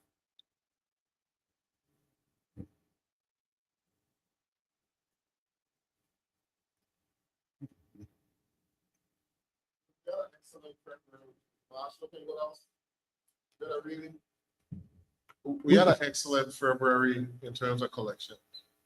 Is March on the same trend or back to January, December? Well, we haven't gotten all the numbers in as yet. We'll know at What that you month have, ends. what you have, how is it looking? Give or take 5–10% on track. But again, we won't know until we have those actual figures in, so I don't want to give an actual number.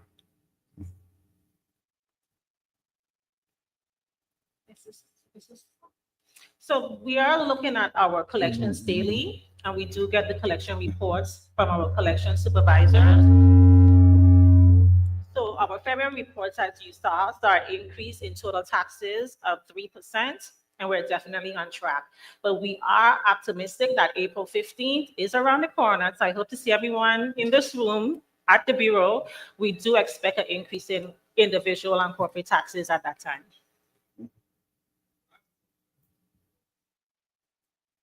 Yeah, thank you. Good morning.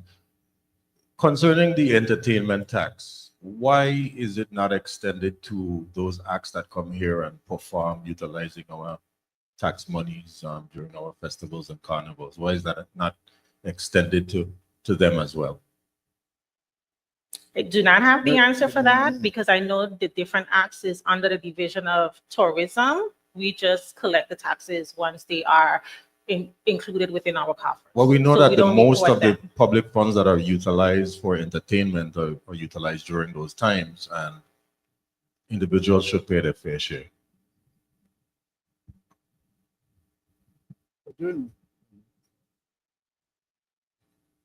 was going back to the individual income tax for February because 2024 you collected 16.4 million. 2025 you collected 35.7 million, which was a significant increase. Did you look at what was the trend in terms of why we collected so much money and whether or not the income tax for March is trending the same as February or it's going back to what it was before? So we did. Oh, okay.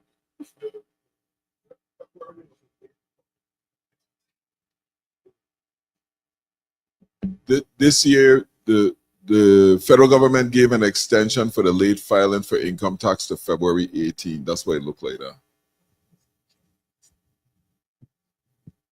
And it was based on Tropical Storm Ernesto.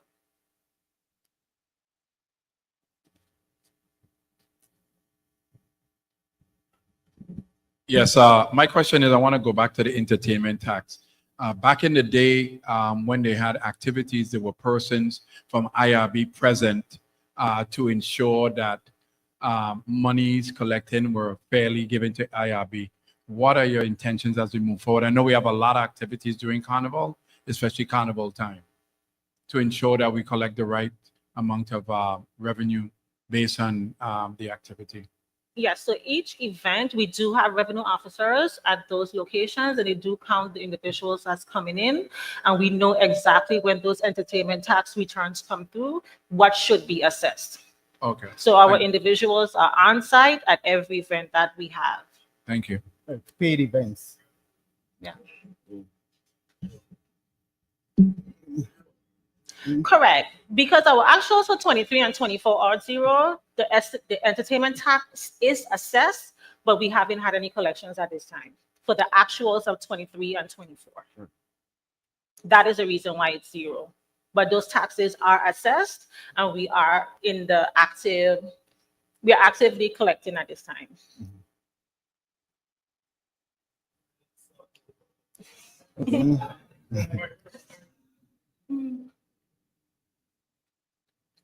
Okay, income tax refunds paid. Mic is off. Question? Yeah, to piggyback on what my colleague said, Senator Boquez, he mentioned entertainment tax. That slide showed zero revenues received in 2024. I know for a fact Burna Boy was here at Red Hook for a concert. That was a private event. Crown Bay. And sorry, I'm not from St. Thomas. But Crown Bay. And it shows zero. So I'm just curious, if we're holding huge publicized event like that, why is it we're not collecting anything? Okay, so due to disclosure laws, I can't particularly speak about one taxpayer. However, I am confident to tell you that all entertainment tax returns has been assessed, and we are in collection modes right now. So we are actively trying to collect our entertainment taxes, but those returns, they are assessed. Thank you. Was there a projected amount then, since we had revenue agents? I think what might help is you're not saying it's zero, right? It's not just zero. blank. It's not zero. It's not that So we're not going to collect. No. maybe what would help is if you indicate what's been assessed. What are you trying to collect so that we could compare it with. But then they're not actual collections. Right, but you said they've been assessed. Yes. So you should have some number of what you expect to collect from all of those assessments. That's what I. Yeah, but our assessments on actual collections. So we are basically projecting what we collect. So you want a projection for 26? Correct. Entertainment. Okay. Correct. I'm sorry, I thought you were talking about actuals for 23 and 24. Like the other years. So we could project the entertainment tax and what we should collect based on the events that we've seen.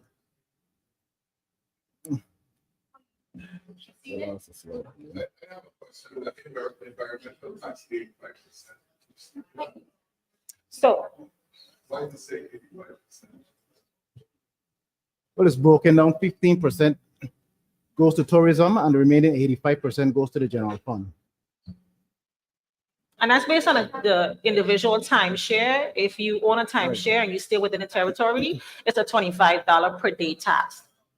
But the breakdown is between general fund. I know there's nothing that excites us like all of this, but we need to be a little calm so we can. I know hear what taxes you're are saying. exciting them. I get it. So the 85% only reflects 85% of what's collected. Yes. So the other 15% is reflected in the tourism fund, tourism Yes, revolving for the fund. special revenue. Oh, I didn't Within know. the special revenue. Yeah.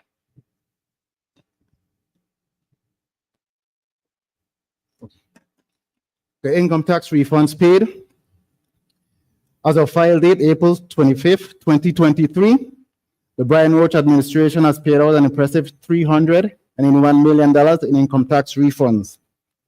And for calendar year 2025, we anticipate paying out $55 million in income tax refunds, subject to the availability of funds.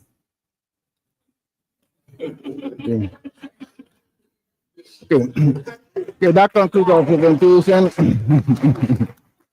Thank you. Any other questions? Oh, thank you. I have just two very brief questions. I was trying to think in my head of correlating income tax filings with our population decline. Do you have a slide that shows the number of taxpayers that we generate the income tax from? By category?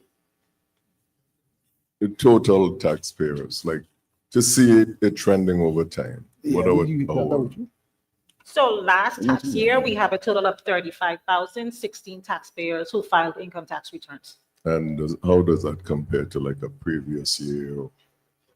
Well, we've seen a decline, but it's not a sharp decline because we Okay. do have taxpayers leaving the territory, but then we also have taxpayers and businesses entering the territory as well. So it fluctuates, but it's not a vast difference. Okay. So, and I want So historically, we've seen between 31 and 33,000 tax filers in the Virgin Islands. During COVID, however, because you wanted to get your stimmy check, it went to 44,000 tax filers. And now it's gone back down, strangely enough, to 35, which is higher than normal. That's a lot. So we gain. Okay, thanks, Gov. And then the only other question I had was just a point of clarification. When you spoke to the hotel occupancy tax, you had 12.5% of the room rate. Now, when you look at these hotel bills, and they have a room rate, they have a resort fee, they have a something other fee, and a something other fee. So our 12.5% is of the room rate or the combined, The room rate. what they charge to everybody? The rate of the room. If Just the rate is $100, we're going to collect 12.5% of that room rate as long as you stay at that hotel. No matter if they all those other fees No. bring it up to It's 200. the total room rate. Okay, all right. Thank you. You're welcome.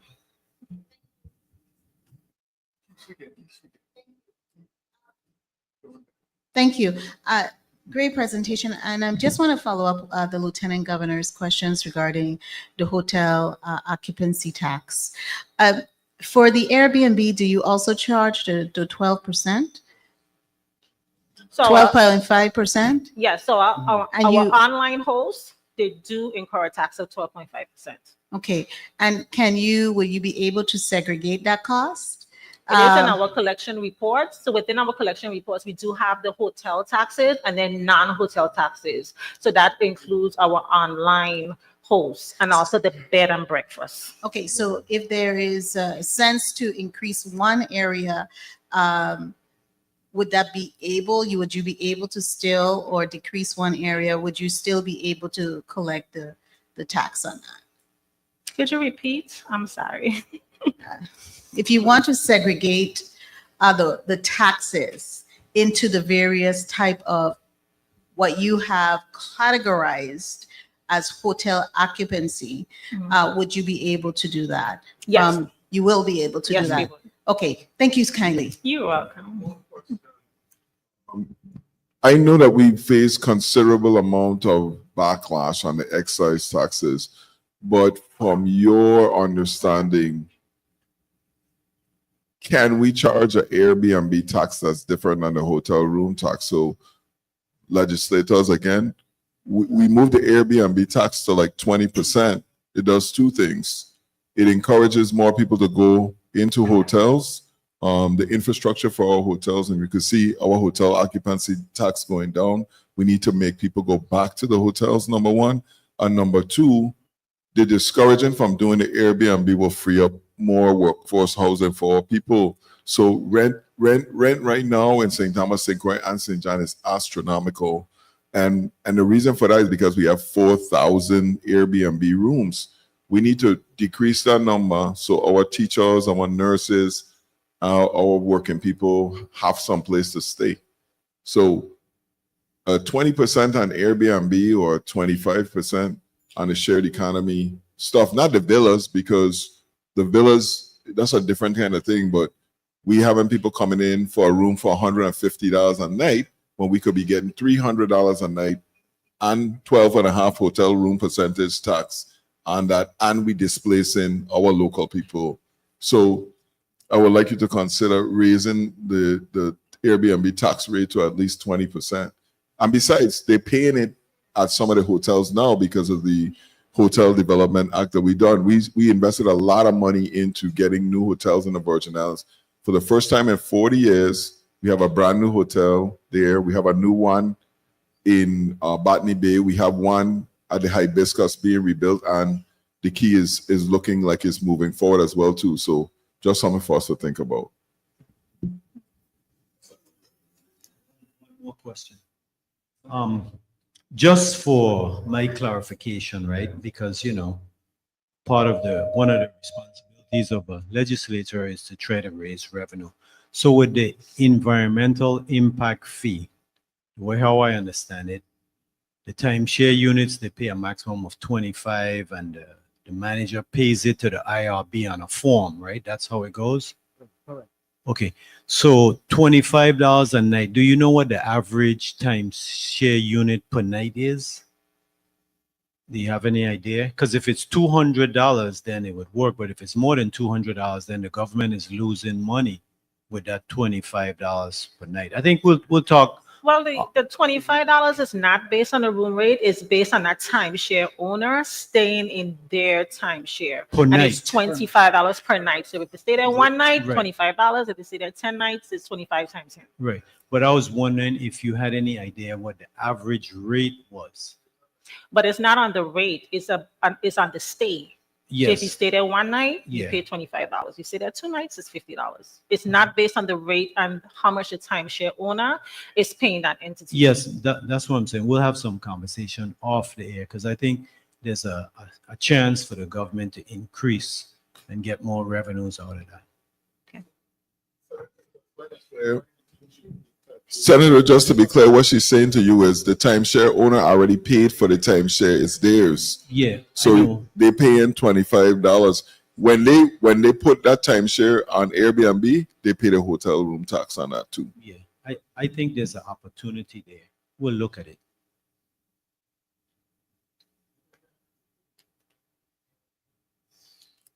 No more questions? Any other questions? Great. Thank Thank you you. so much for your attentiveness, and we hope to see everyone on April 15th.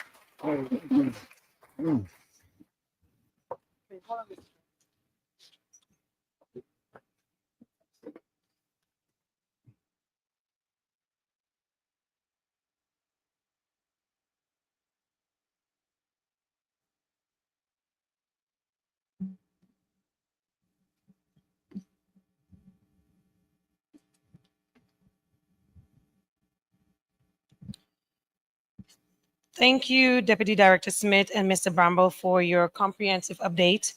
Next, we'll hear from Brent Latham, Tax Collector with the Office of Lieutenant Governor, who will provide an update on property tax collection and the assessment process.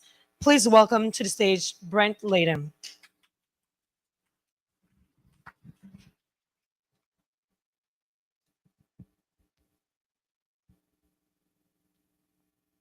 Thank you very much.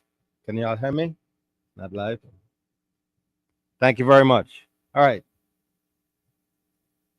Honorable Governor Albert Bryan Jr., Honorable Lieutenant Governor Tregenze Roach, Esquire, Honorable Senate President Milton Potter, and other members of the 36th Legislature, fellow members in the audience, and listeners online, good morning.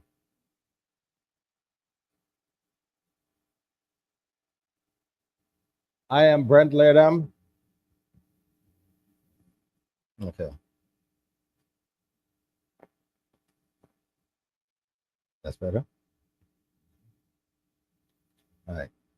Thank you. I am Brent Latham, tax collector of the Virgin Islands, real property tax collector. And I'm joined today by my colleagues, Ms. Latoya Liebert, supervisor in the Office of the Tax Collector, also the new tax assessor, Mr. Ludens Romney, also the assistant tax assessor, Ms. Shalma Moorhead.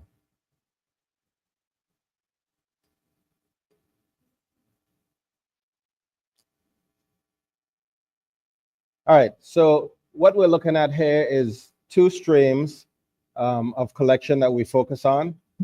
First, for fiscal year 25, our projection is 64 million, and that's broken down between current year and delinquent year taxes. I'm going to touch on that in a minute. And for fiscal year 26, a 2.5% increase to $65.6 million. For current year collections, that's defined as the current year property tax collections of a newly issued tax year billing. So that's every June when the bill comes out, and it's collected between the due date, which is when issued, and between August 31st of the same tax year cycle. Those are current year taxes. Anything outside of that is delinquent taxes. So after 90 days of non-payment of a tax year billing, the property owner is deemed delinquent and the Office of the Tax Collector is authorized to place a lien on the property and to pursue final collection activity, which includes auction sales, interim judicial foreclosures, and property tax lien sales.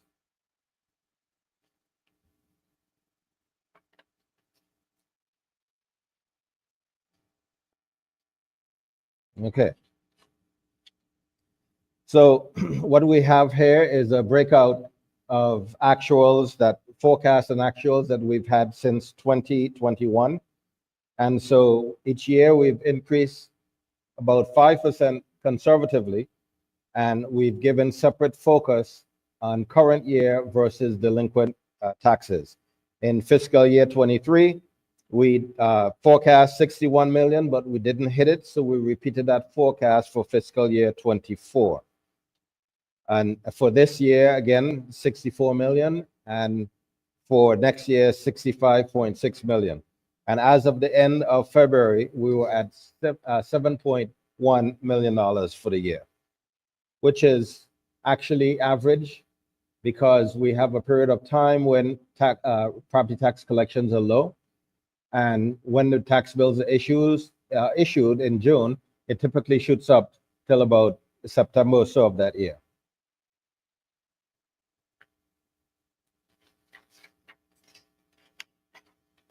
This slide represents the actuals to date as of the end of February. You can see on the left side, the stream is the blue stream is indicated as what's projected for that particular fiscal year.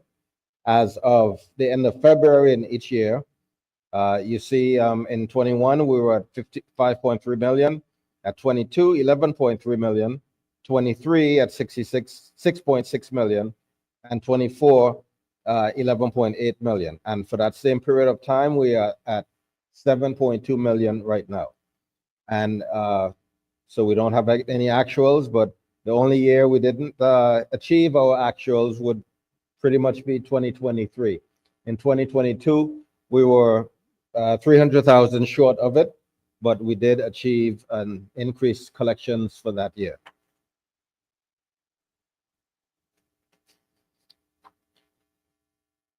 This slide shows all of the delinquencies owed over all of the tax years, broken down by sub-district.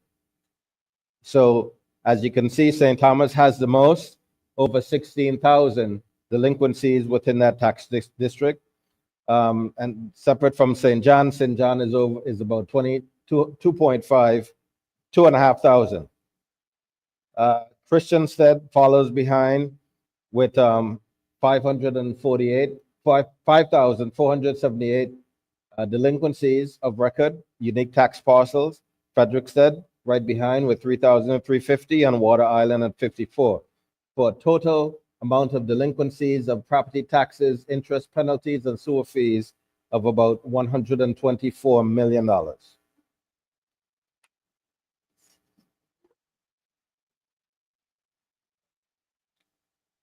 Well, first off, there's more parcels separated out in St. Thomas. There's more sales on St. Thomas. And so as a result, more people may fall into delinquencies. We've been making progress with that because we have tax payment plans that are made available. And so we've been encouraging, if you can't pay your taxes in full, please come in and do a tax payment. And so we've been seeing an increase in that.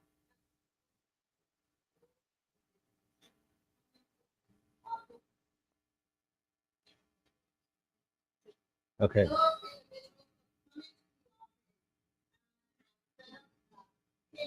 Yes.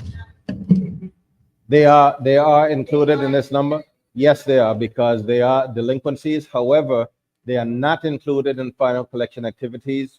We take them out because they have a valid payment plan in place. But as a delinquent amount, they are certainly listed in the delinquent amount. Do you have a next slide that would show those individuals? I don't know if you came prepared with that, who have actually set up payment plan and are diligently paying down on their delinquencies. Well, I can speak to it. In this fiscal year, we've had about just short of 500 persons that have taken out payment plans and is maintaining them in good order. So anytime we arrive at a final collection activity of any sort, we scrub that list first to make sure whoever's in a payment plan, then we remove them from the final collection activity list. Okay, thank you so much. You're welcome.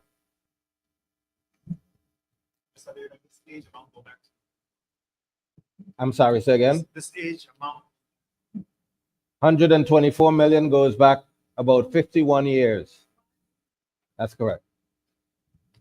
Mr. Leader, every time you have a proposed action, the number of delinquencies or the number of individuals that set up a pay plan increases dramatically, correct? It does. So It when does. you have an next action? Well, we had one scheduled back in June, and lots of folks came out of the woodwork that we couldn't contact before, couldn't find them, and paid them off in full.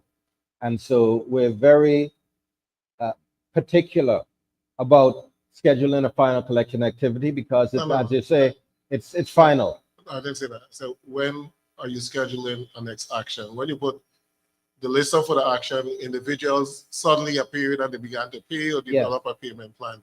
So it's definitely a mechanism that works. Yes, So it is. when are we going to have a next action? Well, we're coming to it. We've been preparing another set of final collection activities for some months. And I'm going to be very nice to you, Mr. Leader, today, but let we get together. Okay, moving on. But today, thank you. So adding two things.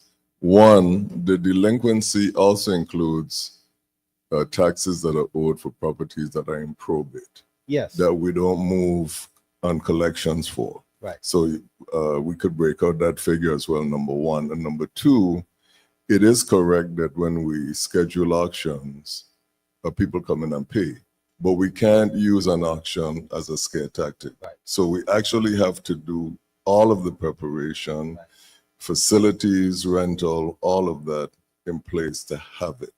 It would be great if we could just announce it and then they come and they pay and then we just say cancel, but you have to follow through. So, and I want to also caution people to, and this came up at the legislature, that the auction is not a money-making event because we as a government are only authorized to collect taxes. Yeah. So if we sell a property for $300,000 and their property or the taxes owed was 50, that other 250,000 minus some kind of administrative cost sits there in the event that in the full year, nobody comes to redeem the property. And if they do not redeem it and the official sale goes through, then we pay the 250,000 minus any administrative costs to the former owner of the property. Thank you, LT. And that's a very important point because a lot of people didn't understand that. And it's as though the government is acting as a free real estate agent for them. But the reality is that's what the law is designed to do. And so we do not, in fact, jurisdictions that have made a profit off of the sale of property taxes, the sale of property by property taxes, have been ruled against by the Supreme Court because of that. And so it's an unfair advantage that the state would have. We do not make a dollar on any property sold. But, you know, when it comes to that, we do prepare for the final collection activities, and it's a long preparation process to get there. But once we do that, then we give that date, and you see people come out of the woodwork and begin to pay. Okay, so some of the things we do in a real property tax office, we're working with the Department of Finance to enhance the payment processes to make sure that even after the auction in the period of redemption time, that it goes as smoothly as it can. So we're improving those processes now. And we are going to step up again our game in terms of outreach to the public to include not just airtime, radio and TV, but also town halls where we meet with the people and answer the questions. So we also will continue to publish that delinquency publication at the end of every fiscal year, because it makes a difference when people see the names in the paper, the family names in the paper, and they run in and begin to pay or to do a payment plan, because that's fair notice that, hey, we are going to be doing something soon, and, you know, so get in before. And we'll continue to send bill notifications to the address of record for every delinquent property owner. We brought online a new citizen access portal, which I trust that many of you have used and should find that is very helpful in revealing exactly what was billed, exactly what has been paid, and exactly what's owed for any particular property. It's public information, so you can go online and, you know, if you don't have your tax record, just put in your last name, comma, first name of the owner of record for that property, and it'll pop up that particular parcel. And for you, Yes, sir. do you have a sense as to the numbers of delinquent properties that are actually sold in a given year? Just that are sold? Yes. When you say sold, by us, or you mean internally with the owner to whomever? By you, that actually the delinquency was not cured? Yes.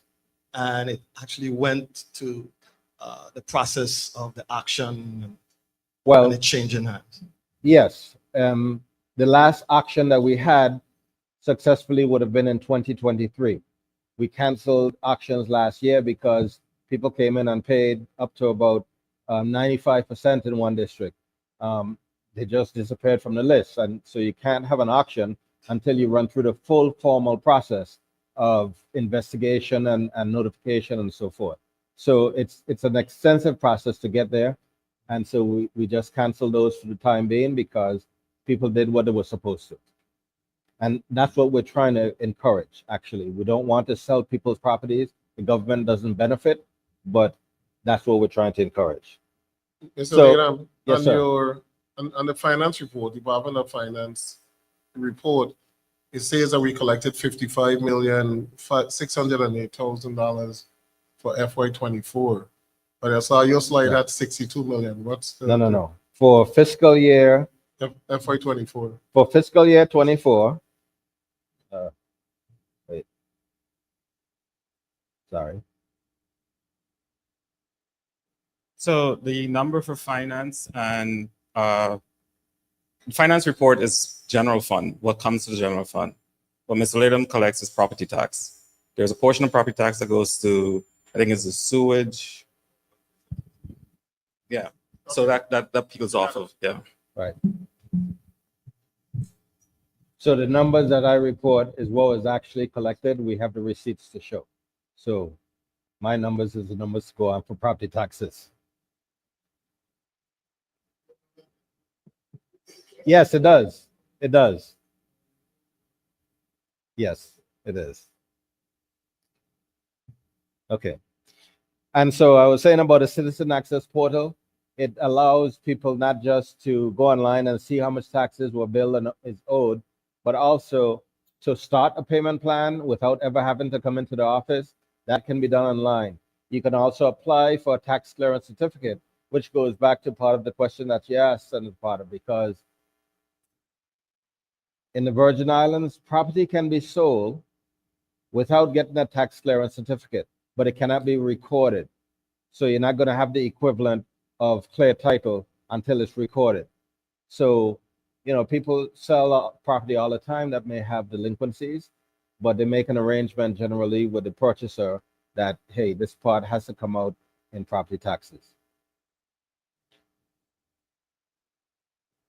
Okay, and so again, we encourage everyone that may have or know someone that has delinquent property taxes to please make sure, if you can't afford to pay it all, come in and start a payment plan and keep on it, because when we get around to that final list for any type of final collection activity, it's going to be similar to a bank calling a note, you know, and they're calling everything in one time. There's no more opportunity for payment plans, and that would be it.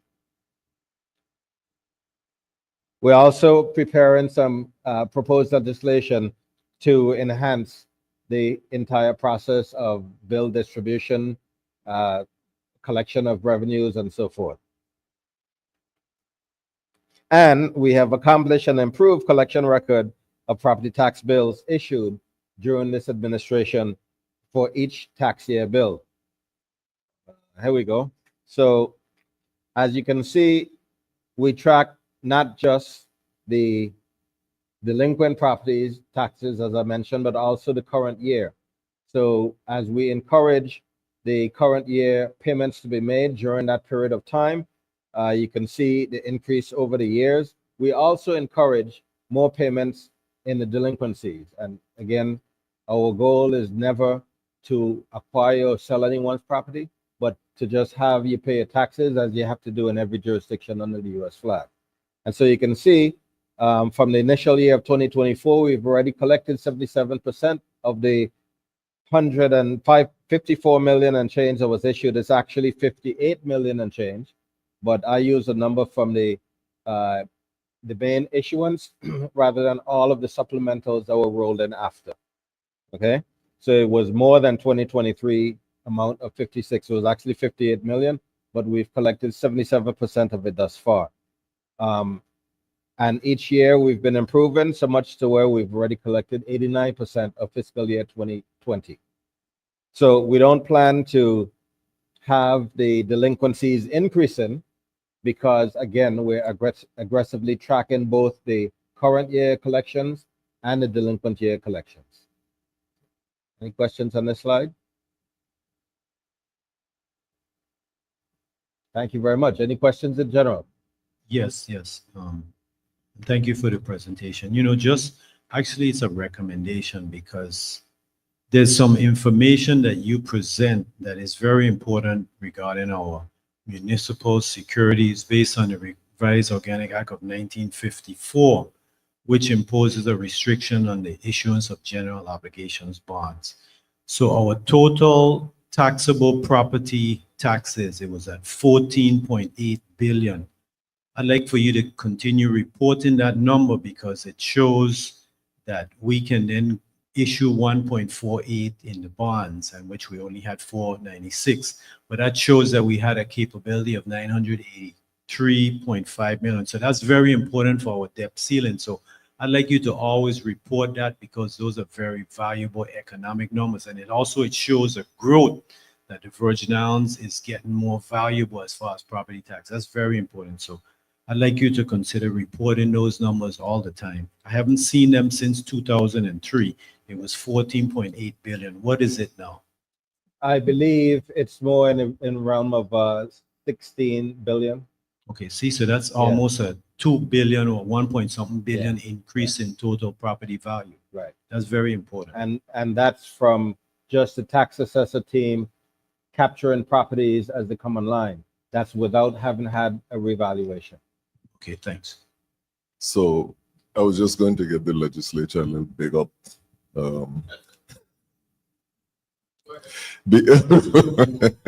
Because you're also going to see our collections improve or increase when we start to do the in-rem foreclosure that the legislature provided, I think, in 2022. Because we're going to be able to sell property, to first foreclose, to sell at market value to specific groups of consumers, beginning with first-time home buyers, seniors, disabled, etc. So that's going to do two things. That's going to change the paradigm so that the properties are not going to go to the highest bidder because we can sell them at market value or below. One, and two, but two of the things that remain is we already did the rules and regs. We set up the land trust, everything to accomplish this. But a couple of questions remain. One is the equity of redemption, whether it still remains with the property. And two, when we sell property at auction, you don't get a deed from the government.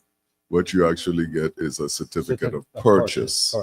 And that is a challenge for anybody who wants to seek financing, number one, or anybody who wants to sell the property in the future. Now, the legislature, I believe, when it instituted this provision about the certificate of purchase was really trying to discourage speculation, that we were not selling Virgin Islanders property so people could just buy and resell. But we're going to have to take a second look at what the implications of that on the buyer. I know Senator Johnson mentioned to me at some point that he is thinking about legislation to change that provision, and perhaps the warranty deed may come 10 years after occupancy or something like that. But I just wanted to share that we are putting that all the foundational things in place for that in-rem foreclosure proceeding, and it will have an impact both on the collections and also on making property available to Virgin Islanders because of those specific classes that the legislature outlined. Thank you, Mr. Little. Thank you. So, yes. Yes. And the Office of the Tax Assessor has been working diligently on that. We've already done 2 complete associations, and they're moving forward methodically with the staff that they have to do more and bring them all online, because we also want the very same thing, to have one billing representative and to issue one bill for all of them, and then they can go chase behind their respective timeshare owners. Yes. Yes. Absolutely they are. Yes. Any other questions, please?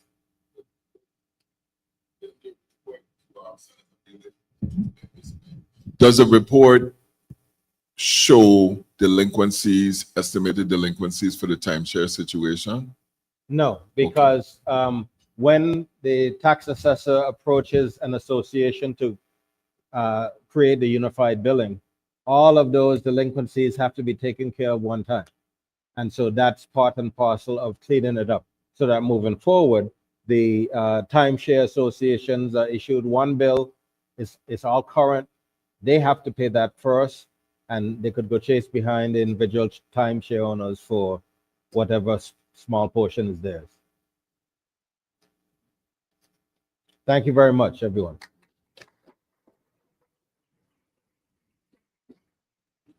Thank you.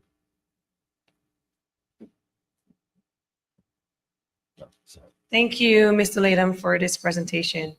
So we are asking kindly to allow for this third session to move swiftly. We ask that you guys hold your questions to the end, please. Now we transition to the territories projects, where we will hear about key infrastructure and recovery projects impacting the territory's revenue base. This session will include updates on disaster recovery and other critical infrastructure initiatives. We'll begin with Adrian Williams-Octolin, Director of the Office of Disaster Recovery, who will provide an update on disaster recovery efforts. Let's welcome to the stage Adrian Octolin-Williams. All right, let me be the first to say good afternoon. Good afternoon, Governor, Lieutenant Governor, Senate President, and other senators present, and colleagues, friends, listening audience.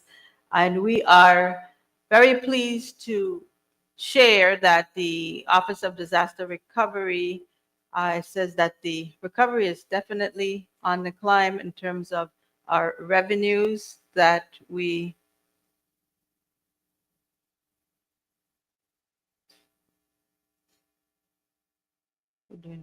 okay.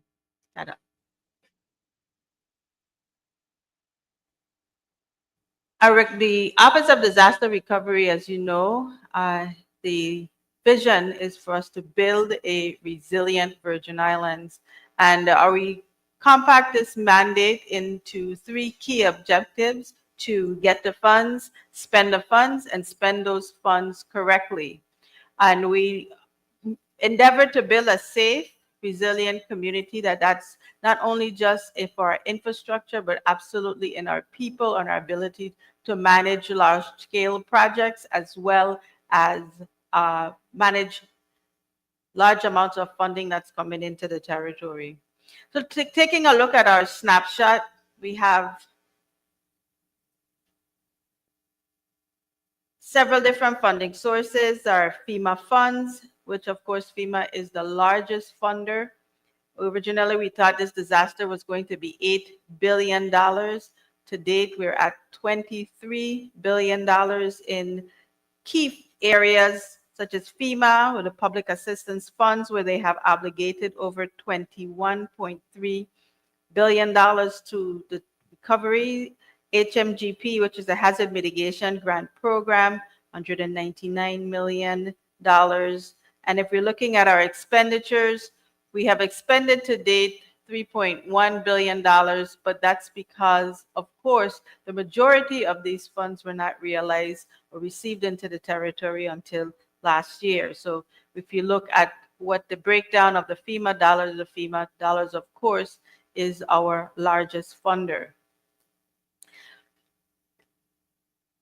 Our key recovery projects, there's the projects that we are focused on in the last several years. What we've been looking at, we're putting all the projects that we anticipated was going to come online, and these projections will fall off, and then we would look at unrealized revenue for the territory based on our projections. So as we continue the spirit of continuous improvement, we're beginning to look at what are the key drivers for these numbers that we present for the budget, looking at where we expect the projects to be, and only to include projects that are, in the words of my good Senator DeGraff, shovel ready, the ones that are on the way out, and are definitely in the right place to be able to realize revenue for the territory within that upcoming fiscal year. So those are the projects that we've identified this year. We call them our key drivers. The Governor Wang Louis Hospital, and I have Mr. Smiles here with me, who will be able to share any additional answers to any questions you have specifically to the healthcare bundles. But the Super PMO has been working to ensure that these projects go out within this fiscal year. They're on track to be released the end of this month, March 27th. That includes the Wang F. Louis Hospital, Schneider Regional Center, and we have already executed or in negotiations with the contract for the Charles Howard Medical Complex. So these aren't projects that are still in design or any other factors. We know these are the ones that either already advertising, so that beginning next fiscal year, we'll already start to realize expenditures. And secondly, we have the next bundle, a St. John bundle, and that bundle is the only bundle that actually has 3 projects from various industries. We have a school and both clinics that are included in the St. John bundle that is currently under evaluation. So again, we fully expect to have a contract in place by the beginning of the next fiscal year. And the St. Croix Central horizontal bundle, again, that is also under evaluation. So we expect that in the next 6 months, of course, we will have a contractor on board, and we will be realizing expenditures relative to those projects.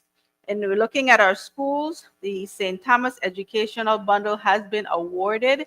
So immediately we are seeing revenue that was projected in this fiscal year already being realized. So we've done projections for next year that we can expect that will be able to contribute to our revenue. The St. Croix Educational Bundle, that bundle will be going out again this quarter, next quarter, so that we're able to realize those revenues in the next fiscal year. Of course, you know the Charlotte Amalie High School is currently under construction with the demolition phase, and also we have the Bertha C. Bosholte School. So what we've done is to look at not the overall contract amount, but what percentage of the project we expect to realize those revenues for the quarter.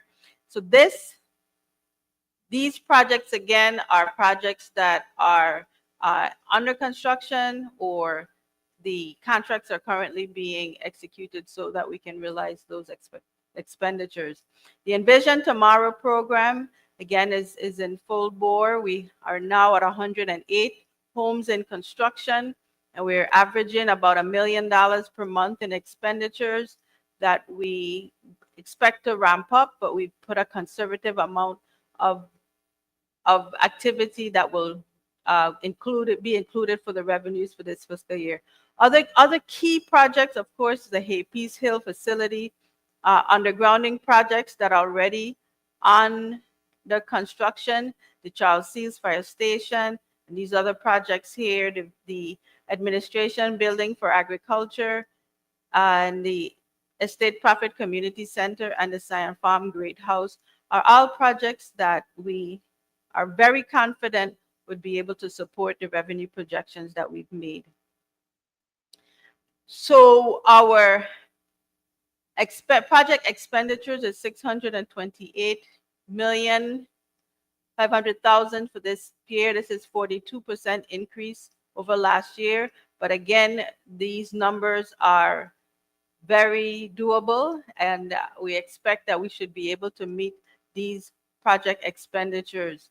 Of course, the expenditures comes from our 5% gross receipt taxes, does not include any of the other residual that will be received through the spending. We highlighted the 20 large-scale projects that we expect to affect the FY26 revenue. And these projects generate all types of fees, licensing permits. The most recent attempt at ensuring that we're capturing all of this activity, where the Department of Finance, OMB, and ODR are ensuring that we have the type of collaboration between the entities to ensure that subs or anyone that is involved in these construction projects are paying their fair share of their taxes that were received as a result of these revenue. In the past, we have only been looking at about $350 to $400 million in expenditures. So this increase has required us to be on full performance level in order to meet this, just to ensure that we can get these payments to the various steps within the government through to our contractors. And if you want to continue to keep updated on what's going on with the recovery, of course, we always invite you to go to our website at usbiodr.com, and of course, all of our other social media handles. In keeping with our rules, thank you.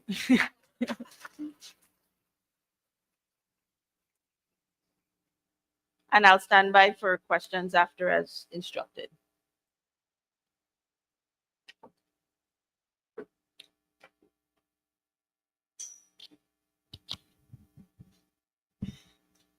Thank you, Director Williams-Octolin. Next, we'll hear from Dara Smalls, Executive Director of the Territorial Hospital Redevelopment Team. This redevelopment project is vital to the future of healthcare and will have long-term financial implications to the territory. Let's welcome the Executive Director Smalls to the stage to provide an update and status and progress on this important initiative.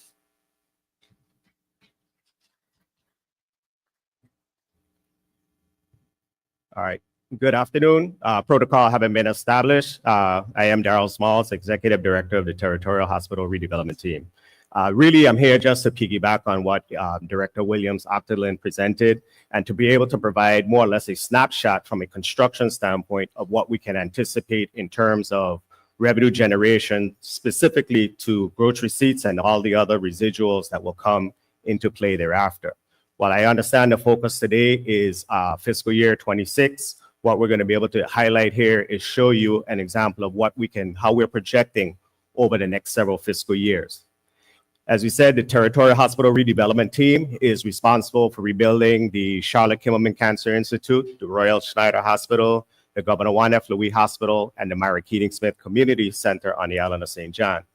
Coupled with that, we are managing over 22 projects. When we look at the aggregate, the FEMA funds that were awarded for all of our major projects total $2.4 billion. So you take 5% of that, we're anticipating over the life of these projects over $120 million in gross receipts. And again, that does not take into play all the other residuals that will come into play with that, license fees, and the whole, everything that goes with that. Oops. Again, just a highlight of all the 22 projects. Our projects are spanning from current all the way out to 2030. We'll say, why are we going out to 2030? Just because of the nature of our projects. A number of them, while we have demolition on the first hand of the projects, there is a lot of demolition that will take place at the back end of the projects as well. So again, just looking at from a construction standpoint, we look at when we start a project, when it ramps up.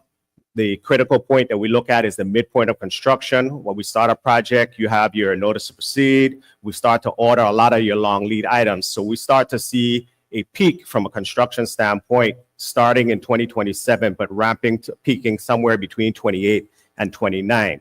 Of course, we want the projects to come online much faster. So some of the methodologies that we're looking to expedite those projects, you'll start to see that, what we call a bell curve, so to speak. It will actually shift to the left, so we could start to realize funds sooner rather than later in terms of the gross receipts. And then, of course, we tail off all the way out to 2032 with the final expenditures for those projects. So that's really anticipated by year spend of the 3 major projects.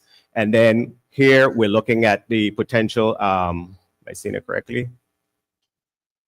The gross receipts that we anticipate throughout the duration of the project. So again, this is just a snapshot of what we anticipate on these 22 projects that the redevelopment team is working collaboratively with the Office of Disaster Recovery to bring to fruition for the Virgin Islands. And that's it. Thank you.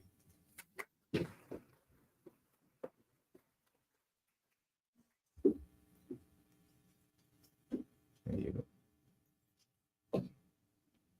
Executive Director Smalls. Next, we'll hear from Derek Gabriel, Commissioner of the Department of Public Works, who will provide an update on major infrastructure projects across the territory.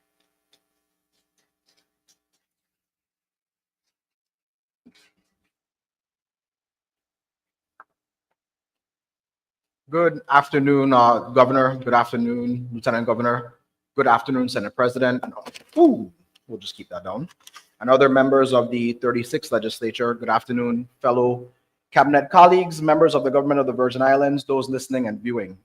As was mentioned, my name is Derek Gabriel, and I am our Commissioner for the Department of Public Works. My presentation today will somewhat mirror what my colleagues, Director Adrian Williams-Octolin, and of course our Executive Director, Darryl Smalls mentioned, but we will focus on mostly transportation projects and a few capital improvement projects. I do want to also give the caveat that our numbers largely focus on gross receipt taxes. We do not, we didn't dive into some of the other residual impacts that our projects will have in the economy. I did want to start off with the first slide, which is we are not one of the largest revenue generators or collectors in the Government of the Virgin Islands, but I just wanted to put this out there as these are the big areas that we see a lot of our revenues coming from. Of course, Vitran. This year, we saw our numbers actually increase, which was great. We had an increased ridership, our cemeteries, of course, and our parking lots. 2 caveats I'd like to mention here. Our parking lot saw a dip in fiscal year 25 because of, as everybody knows, our parking lots in both districts were closed for quite some time. In St. Croix, the Christian side parking lot, we offered free parking as a way to kind of alleviate some of the stress that the stores were feeling with having limited parking, limited on-street parking, as we did some construction projects in downtown Christiansted. And of course, as most of you in the room know, the Fort Christian parking lot has been closed for the majority of 2025 as we have done some renovations. We are expecting to see some upticks in 2026. I think the biggest thing that I want to say next year, we will be reporting on permits. Excavation permits for us has typically not really generated a lot of revenue. But this year, because of the myriad of undergrounding projects, particularly the initiative that Liberty VI is undertaking, we've really seen a significant uptick in our excavation permits this year. So we will be adding that next year, but I just wanted to caveat that. So this first slide of our projects mentions the projects that are funded by our federal highway allotment. These are annual allocations that we get from the Federal Highway Administration, and we have done these are the 2 major projects that we have in this bucket. Of course, most of you in St. Croix know about or I should say most of us know about the Clifton Hill project that is actively under construction. We are anticipating that that project should be wrapping up in summertime. So the bulk of this spend is attributed, the bulk of the spend in 2025 is attributed to the Clifton Hill project. And of course, our Rappoon Hill project, which is undergoing design, we do anticipate seeing some property acquisitions in fiscal year 26. And that is what we're seeing, that is what we're attributing that $4 million spend to in fiscal year 2026. This next slide mentions, or this next slide focuses on our Garvey funded projects.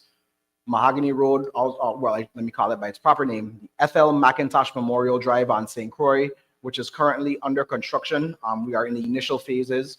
We do plan to also let out Frederickstead roads this year. That is going to be focused on the final set of roads that we did not pave in previous years. I know most of our residents in St. Croix are eagerly anticipating construction of Spring Gut Road, which we are looking to start later this year at the back end of fiscal year 2025. That's where the bulk of the $6 million spend in this fiscal year will be coming from. Huge uptick in fiscal year 2026, as we do anticipate that Veterans Drive Phase 2A will be under construction. We recently had meetings with the Federal Highway Administration, and it is also a focus of theirs to get this project out to procurement and hopefully in construction before the end of the year. Again, this is going to be our major driver in fiscal year 2026 and beyond. So we are anticipating, if all things hold true, that should contribute $36 million in fiscal year 2026. And then lastly, we just want to mention the St. Croix St. Thomas Ferry. I do want to thank our partners at the legislature for approving the Garvey legislation at the end of the 35th legislature. So we are anticipating that this project will be under construction or will be under fabrication in fiscal year 2026 as well.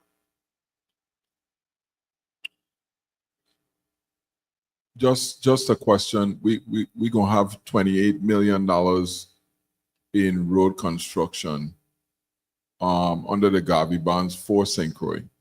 Yes. How much? Like, I don't have a 27, so I expect 28 million to spend in 26. Duly noted. Sorry.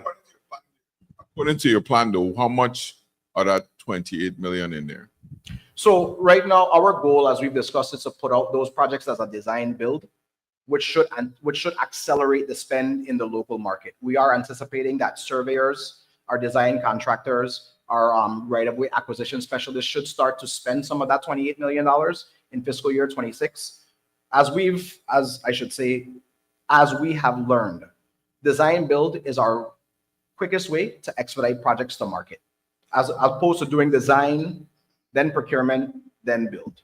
But for some of the roads, I hate design. It just eats up so much time. But for like the Gentle Winds Road going to La Valley, the one over the hill, might need some designing.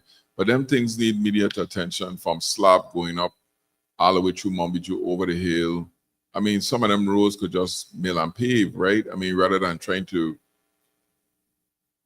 do, everything. Like design, we're going to be there another 2 years and we have none done. So I think that, again, another attribute to design build is, as you've mentioned, not every segment of every project needs to be fully designed to include stormwater drainage features. The design build method allows us to actually assess the full project and start construction in areas where we know construction can start immediately.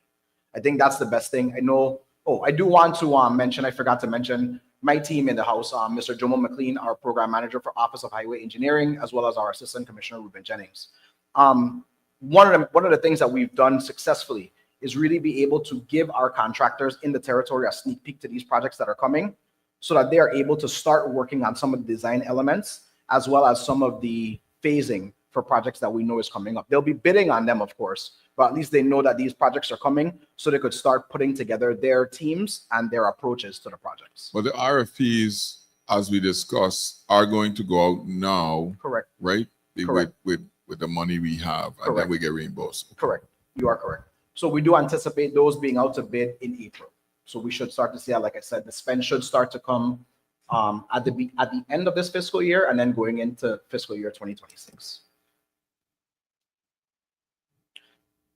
So this slide And I want to make a caveat, especially to our listening and viewing audience. This is not a comprehensive list of projects that we have coming up, but these are some of the key areas that we are looking to do paving projects in our territory using local funds. Again, I do want to thank both you, of course, Governor Bryan, Lieutenant Governor Roach, and the members of the 35th legislature and the 36th legislature for appropriating these funds. These are areas that we know have been in a state of disrepair for quite some time, and we are happy to be able to bring some relief to our residents in these areas. Again, we are looking at $12.6 million spend in fiscal year 2025. We are pushing on these where we are able to. We are using our task order contracts, members of the Senate and Governor, so that expedites speed to market. But some of these we are going to put out to bid. Specifically, Diamond Ruby is actually out to bid now because we feel that some of the larger projects, we could realize a savings there. So next, and I wanted to just mention here, because of course, Director Williams Octalin mentioned these numbers in her presentation, but these are some of the key capital improvement projects that we are working on in fiscal year 2025 and fiscal year 2026. Please ignore the Randall Doc James racetrack. That was a typo. Please ignore the last one. That was a typographical error. I just want to mention that. But these are the areas, these are the key projects that we are working on in our CIP division. Of course, our Head Starts, we had a ribbon cutting for the Cruz Bay Head Start, which was pretty important for us. Charles Seals, which the director mentioned, is currently under active construction, and the Enid Ball Library. So this last slide just gives you, in summary, the projects that we are projecting for the rest of fiscal year 2025, a $40.3 million spend, $2 million of that being attributed to gross receipt taxes. And then in 26, you see the significant uptick, $70.8 million, with $3.5 million being attributed to gross receipt taxes. I do want to mention just a few caveats before I close, which will impact these numbers, especially in fiscal year 2026. We are anticipating some adverse effects from the new administration's executive orders and actions by way of Buy America, Build America. That does significantly drive up the cost of our projects. That is something that the U.S. Department of Transportation makes sure to implement in their funded projects, but we do see numbers going up there. Also, as everybody knows, tariffs is a big thing. So that will have, of course, an impact on our construction industry here in the territory. We're also, I know this week we were at the Senate talking about the highway user tax. My colleague, Director Williams, we've talked about, you see the uptick in construction. We are really concerned about what that's going to do to the roadways. So I'm saying that because money does need to be allocated specifically on the local side to be able to address our roads, our highways, especially those that are not going to be impacted by the undergrounding projects that we have coming. That responsibility will be on the local government, which is why, the highway user tax is really important. One other thing, senators, and we should do that now because we protect our people. We should implement an extra excise tax or a import tax on all heavy equipment coming in for because if we want these contractors to not only use the equipment we have here, heavy equipment, excavators, tractors, backhoes, but people bringing them in new for newly established business, it should be an extra tax on that, or for any rentals. I don't know how we do it, but they've been talking about this for years. It shouldn't be a problem, but we could make some money and protect the highways doing that. Thank you for that, Governor. I think, and we mentioned it this week at the Senate, there's a loophole that exists because a lot of the heavy equipment that is imported into the territory pay the excise tax, but they don't pay the highway user tax. And so I agree with you, that is something that we definitely need to take a second look at. And then last but not least, just to mention it again, we do plan to see a significant increase in the amount of excavation permits we receive from all of the undergrounding projects that will be going on. So just another piece to put in there. All these things have an impact on our transportation infrastructure. Thank you very much. I significantly appreciate your attention, and I'll be here to answer any questions later.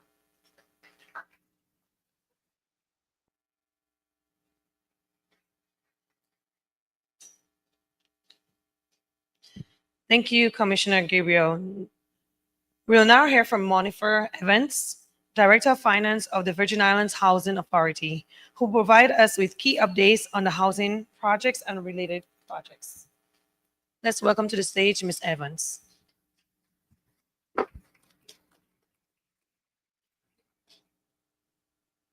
Hi,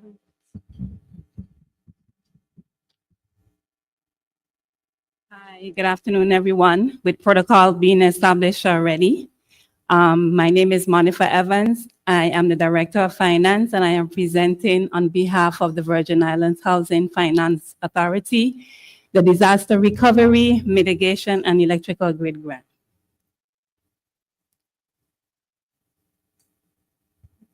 So this is an overview of our disaster recovery funding. For disaster recovery, we have $1.075 billion, and that's basically to help support our recovery efforts and assist with costs for rebuilding, repairing, and replacing damaged property and infrastructure, as well as providing necessary for our survival. For mitigation, it is to help reduce or eliminate the long-term risk of damage and takes a proactive step towards and to minimize the impact of future disasters. For electrical grid, that would improve, modernize, and expand our grid infrastructure, ensuring that it can meet current and future and energy needs and demand. So this slide, I'm basically doing projections for our fiscal year 2026.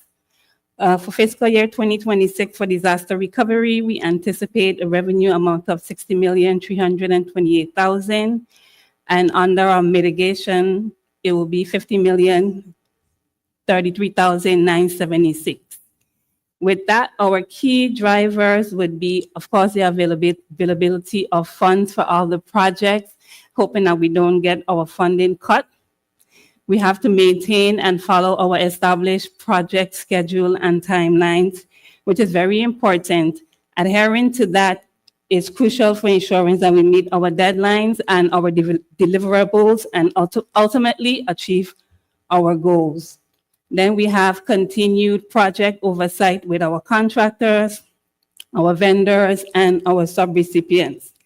So this will help us stay on track and avoid any kind of potential misunderstandings or any delays with the project. It will provide a clear overview of the project status and help us manage our tasks more efficiently.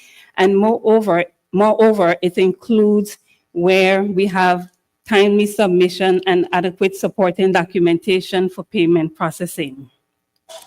So for our revenue breakdown for the projects under disaster recovery, currently we have 4 projects under infrastructure, 5 for housing. For public facilities and economic revitalization, we have 6 projects.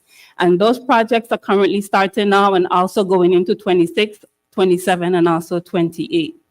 For mitigation grant, we have 1 project, which is infrastructure, which would be our Veterans Drive Phase 2.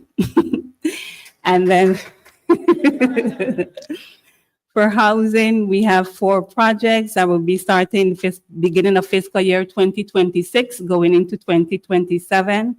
And for public facilities and economic resilience, we have 2 activities happening under those projects. And those are basically our revenue estimates that we have for each of our programs for fiscal year 2026.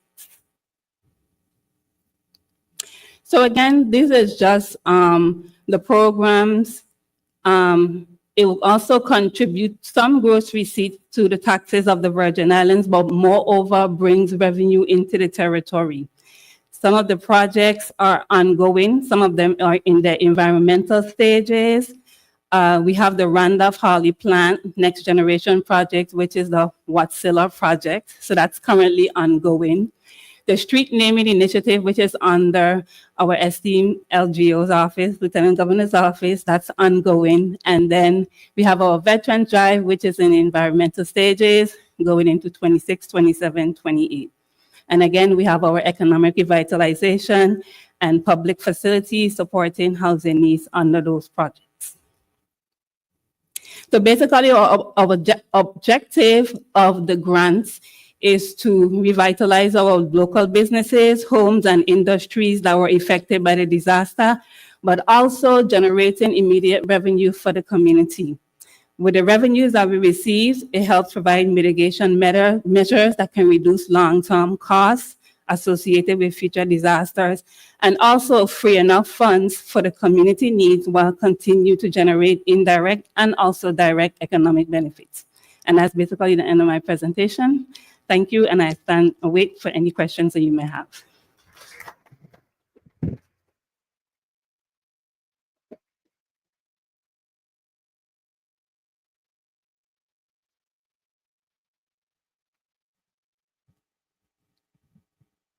Thank you, Ms. Evans, for your presentation. Next, we'll hear from Dara Griffith, Interim Executive Director from the Virgin Islands Waste Management Authority. Director Griffith will provide an update on the ongoing infrastructure projects within the waste management sector. Please welcome to the stage, Executive Director Griffith. Good afternoon, everyone. Protocol already being established, I'll jump straight into the presentation. I'm Darrell Griffith. I'm the CFO and Interim Executive Director for the Waste Management Authority. I have with me today Luz Bermudez, who's our comptroller. She's over there in the back. So any questions I can't answer, Luz knows the answer to. So the Waste Management Authority was obligated prudent replacement funds from FEMA for a little bit over $1 billion in October of 2024, just a few months ago. With those funds, we already did the procurement to purchase all of the pumps on St. Croix, and we're currently working on LBJ pump station, and we'll be working on all the other pump stations too as well.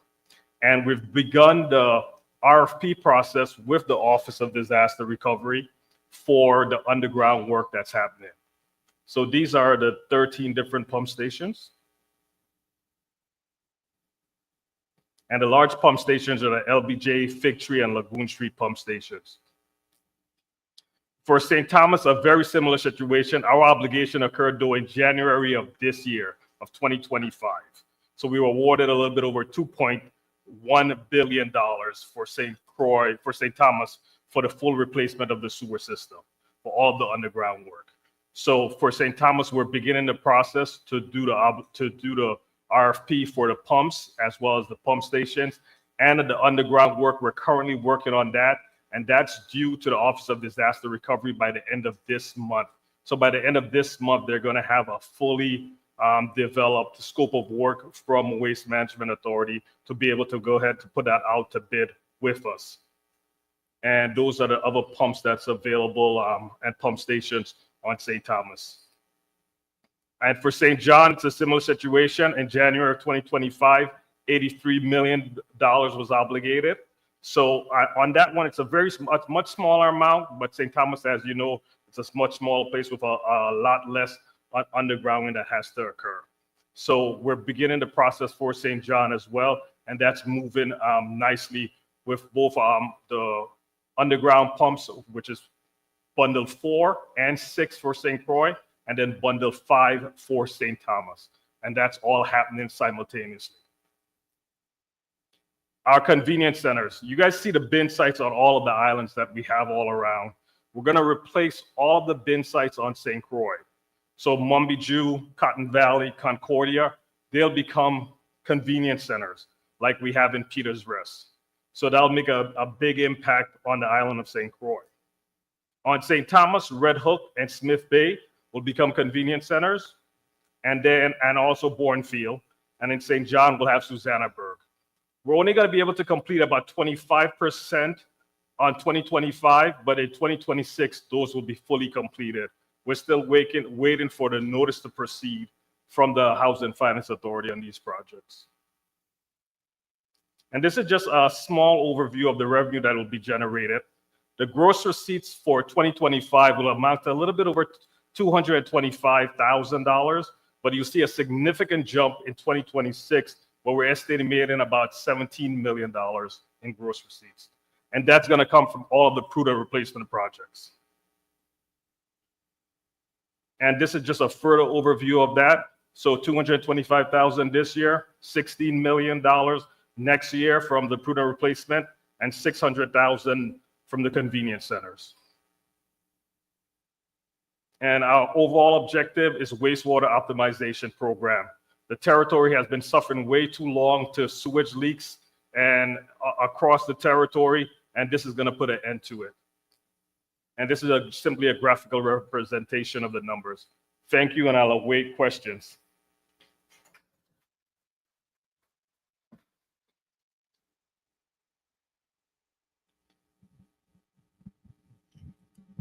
Thank you, Interim Director Griffith.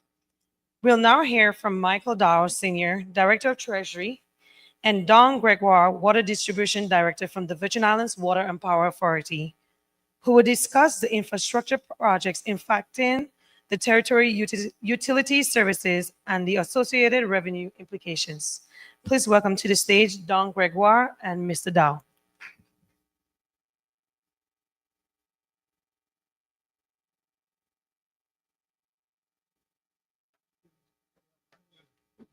Good afternoon, Governor, Lieutenant Governor, Senate President, and senators, ladies and gentlemen.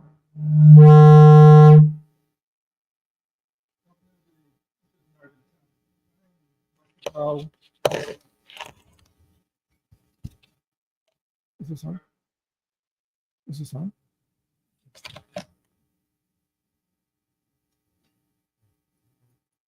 Yeah. Can you hear me now? Yes, good afternoon. Governor, as I said, the Crucians are in town. I'm Michael Dow, Director of Treasury at the Virgin Islands Water and Power Authority, and with me, Don Gregoire, our Water Distribution Director. And we are here as very proud members of the WAPA team. And I say that because I know that WAPA has become, well, let's put it this way. Contrary to public opinion, WAPA is not just outages, estimations, and high bills. And so I'd like to start off by telling the folks in this room, who, by the way, I assume do not have that opinion. And so I'd like to start off by, first of all, saying that I'm proud, and Don and I are both proud to represent our new exec director, and he is the short guy with the white hat. This is our, so the purpose is to tell you and share with you some of the good things that we are and that we do represent, and what hopefully will come to pass in a very short period of time. This was the opening of our BESS project. It's BESS, not BEST, but it's very close to being BEST because it's the battery energy storage system, which is very useful to us. This one is completed. It's at the Harley plant in St. Thomas. And, you know, very simply put, if we've got, we're coming up to a peak power, and rather than starting a new engine, it's very simple and easy and cheaper for us to just tap into the batteries. And we have been doing that for a number of months at this point. The plan is to have one at Richmond as well, which will be another 10 megawatt unit, and then to put smaller units at our substations, both on St. Thomas and St. Croix. So those smaller units will be about 2 megawatts each. And then we've got our gas turbines, and these are really the workhorses. Over here in St. Thomas, in St. Croix, our units 17, 19, and 20 are getting to the point where they need to be replaced. And prudent replacement, and thankfully FEMA agrees, we will start to replace these with better technology, but similar turbines that will probably work at, say, 25 to 35% greater efficiency than the ones that we currently have. They are going to be relatively easy to bring online because they're what we call trailer mounted. So they're effectively on a unit that can just come right in, and within a month, they'll be hooked up and functioning for us. Another big project for us is the hazard mitigation, the underground project. And we've been working previously in St. Croix to get Queen Mary started. So that's will be hopefully starting this month, actually. And then later this year, the Hannah's Rest project. We're already working on the projects for St. Thomas. Most of them are in the design phase at this point and various points along the way. And also in St. Croix. Underground projects make sense, particularly here where we're prone to hurricanes. They're end up being more reliable and safety as well. We've got a lot of trees and that sort of stuff that could cause accidents from time to time. And in the long term, they definitely work out to be better because the maintenance is a whole lot lower. And then we've got our composite pole project that's been underway for a few years at this point. And we're pretty much complete in terms of phase one, where 100% of the poles that we plan to erect in all three islands are up, certainly in St. Thomas and St. Croix, and we're about 87 to 90%. So in St. Thomas, and about to start on the second round of poles. So these are not correct numbers. I'm sorry. St. Thomas has 2,900 poles up. 1,007 in St. John is correct. And this number for St. Croix, as you might imagine, 4,116. So a little bit more than that. They are certainly better than the wooden poles. They're expected to withstand higher velocity winds, be more resilient to that, better for the environment, better for safety, and so far, so good. And then we've got the hazard mitigation project for our substations. We're hoping to have the East End substation fully functional very shortly. And then we go off to the microgrid projects, which is the microgrid project, or a microgrid, I should say, is a localized electrical grid that can operate independent of the main grid.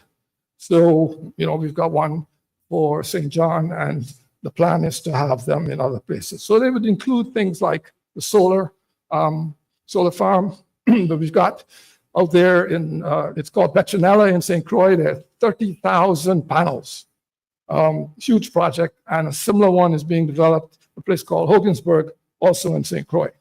I'm not sure if this is going to work, but I don't think it will. A former colleague of ours, Marquis McGregor, would have explained to you in more sort of engineering terms what the microgrid is. I won't attempt to do that. And so the costing, which is why we're here, is now before us. HUD, thankfully, has been financing these projects for us. And the Midland substation, which is e-grid funding, will cost about $10 million, out of which 500,000 would be the gross receipts taxes. And then we've got the Don Francois 2.2 in the East End projects would be another 14 million, which will raise 700,000 for gross receipts taxes.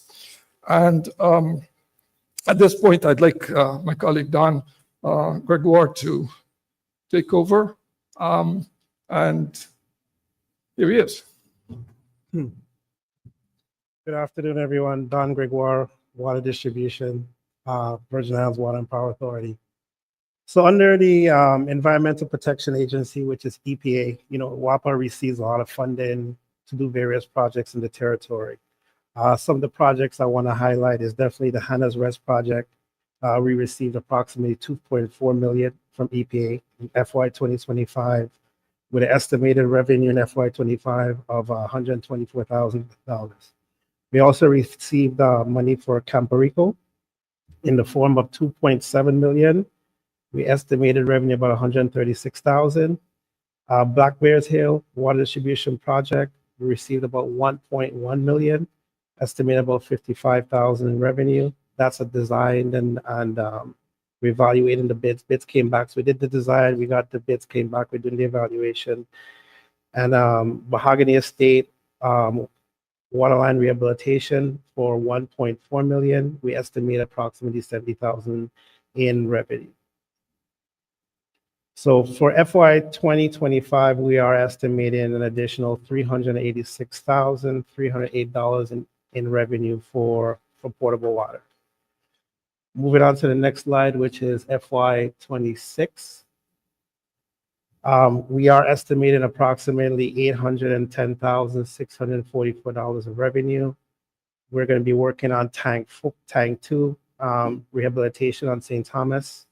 We're waiting for contract to finalize the contract for our legal department. Hospital ground water line, that is, we are doing the evaluation committee. We got 2 bids come back. That's going to the evaluation committee. Noragata water line, we're estimating that at about 2.7 million. We're looking at about 139,000 in revenue. And Sarah Hill water rehabilitation, that is a $4.5 million project. We anticipate about 229,000 in revenue. And we're also working on the water distribution AMI deployment, which we will be, I don't know if everybody's following, but WAPA recently received funds to replace the electrical AMI system as well. So we are also still working on the water AMI. The good thing is the technology is the same. We're working through ITRON, so we're hoping to get both the water and the electrical system on the same AMI system, which is great. Next slide. So from the Federal Emergency Management Agency, which is FEMA, there's several hazard mitigation underground projects. In FY 2025, based on the expected spend, we're looking at about 8 million. Composite pole project, we're looking at about 75,000. Substation project, we're looking at about 3 million.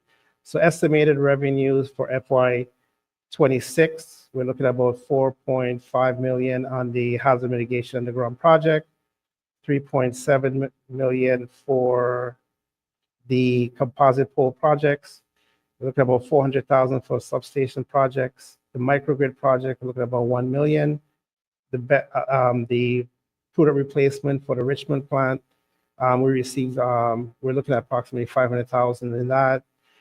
Power generation, we have several projects. I just want to highlight, and everybody's a little hungry now, but I just want to highlight that we have several projects slated, all of which are through EPA and FEMA, and we're desperately trying to get those projects out the door as quick as we can.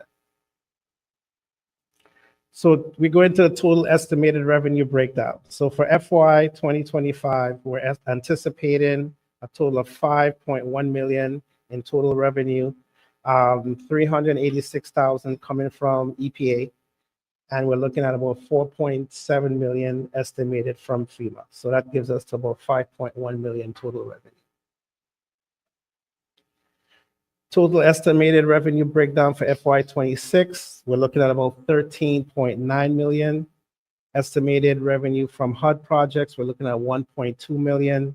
EPA projects, 810,000, and FEMA, 11.9 million. So a total of 13.9 million in terms of total estimated revenue breakdown for FY 2026.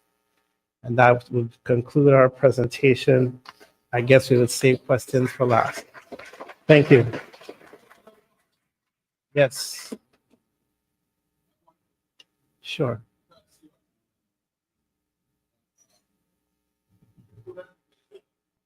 Yes. So prudent replacement is existed. So FEMA's given us basically to upgrade our existing system, but we did take into consideration We had several meetings with HFAA and all these other departments here to look at areas that we're looking to for probably growth in the next couple of years. So what that gives us the ability to do, if we have a 4-inch line running today, potentially upgrade that to a 6-inch line, looking at future projection where we're building housing communities and stuff like that. So it does include pump station, includes updating some of the water tanks, upsizing some of the tanks, upgrading the pump station, everything else like that. No problem. Thank you.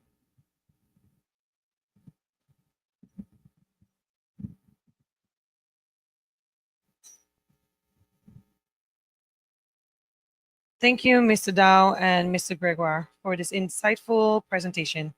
Next, we'll hear from the final presenter for this section, Ms. Ava Penn, Director of Financial Affairs of the Virgin Islands Port Authority, who provide and share insights into the authority's infrastructure projects and their contribution into the territory's economic growth. Please let's welcome to the stage Ms. Ava Penn. Bringing up the rear. Based on the program, I see I am in your way of having lunch, so I will not be long at all. All right. Pleasant good afternoon, Governor Bryan, Lieutenant Governor Roach, Senate President Potter, members of the 36th Legislature, my VIPA board members, Commissioner Gabriel and Mr. Kevin Rodriguez, department heads, fellow colleagues, and other members in the audience, those that are listening and viewing. Good morning. I'm sorry, I'm looking at my presentation. I need to adjust it. Good afternoon. Happy Friday. Since we're in March, I just wanted to take the time to wish everybody a happy Women's History Month and a happy Virgin Islands History Month. Wanted to acknowledge and celebrate the many contributions made by women and Virgin Islanders locally and globally. My name is Ava Penn again. I am the Director of Financial Affairs at the Virgin Islands Port Authority and will be presenting on behalf of our Executive Director, Carlton Dow. I don't want to get it confused with the previous speaker. This is D-O-W-E, Dow now. With me today are members of my VIPA team, and I'll ask them to stand. Naisha Sebastian, she's a grant and program analyst. Tafari Nelson, engineering project manager. Mohania Dennis, civil engineer, and Carlton Charleswell, our senior construction management officer. Executive Director Dow likes to showcase young VI talent at the VIPA, and that is the future of VIPA. Naisha wrote the presentation. I'm just reading what she wrote. Tafari and the other engineering team members, they're going to be the ones answering the questions. I'm just going to read what they sent to me. Okay? All right. Okay. So the Virgin Islands Port Authority is an autonomous instrumentality of the Virgin Islands government. And while our agency does not directly generate revenues for the GVI, as the gateways to the VI economy, the projects that the Port Authority undertakes spur economic activity throughout the territory, resulting in revenues for the GVI. The port, as a GVI instrumentality, is further required by VI statute to withhold applicable gross receipt taxes to payments made to our vendors and contractors and remit such taxes to IRB as prescribed. And recently we were reminded of this, Ms. Smith and Mr. Bramble. Thanks for that reminder. My presentation today summarizes planned capital projects for the Port Authority for the next 2.5 years, beginning with Q3 of this fiscal year through FY27, and the gross receipt taxes that may be realized from FY 2026. Please note that the negotiations, I'm going to say this up front, please note that the negotiations for our for upgrading our 2 airports with our P3 partner, Sky City LLC, and the revitalization of the Crown Bay District with Royal Caribbean Cruise Lines and Cruise Terminal International have not yet been finalized. We anticipate the finalization of these agreements to take place by the end of 2025, with construction anticipated in the latter part of 2026, 2027. Okay, so I'm gonna kind of skip through because Alani and BER already went through the statistics. I don't need to go through that again. This is the active capital projects, just to highlight that as of January, we have expended 81.8 million in capital projects, 66.5 of that in aviation, 15.3 on the marine side.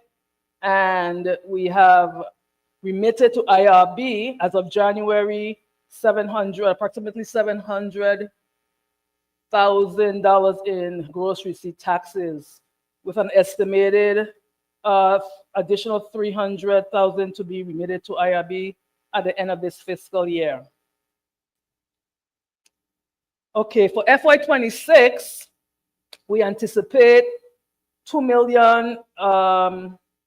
We anticipate spending about $94 million in estimated expenditures on projects, and expect to submit to IRB approximately $2 million, about $4.7 million in gross receipt taxes.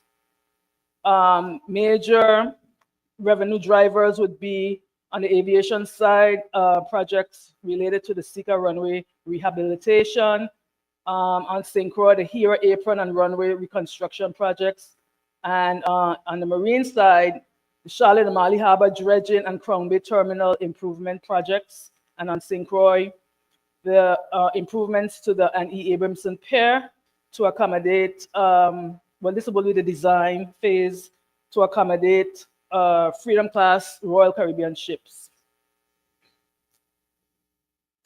And this is just a breakdown of the, we have for fiscal year 2026, we estimate $94.4 million worth of projects that have already been approved for funding. And this is just a chart of the different sorts of projects that we anticipate carrying out, mostly Sika runway, related to Sika runway, Hera runway, like I had mentioned before, the Charlotte and Mali Harbor dredging, Red Hook terminal, annex the customs building in the design phase, the Creek Fish Market on St. John, and the design phase of the Cross Channel Lagoon dredging in St. Croix. So these projects have been approved for funding, and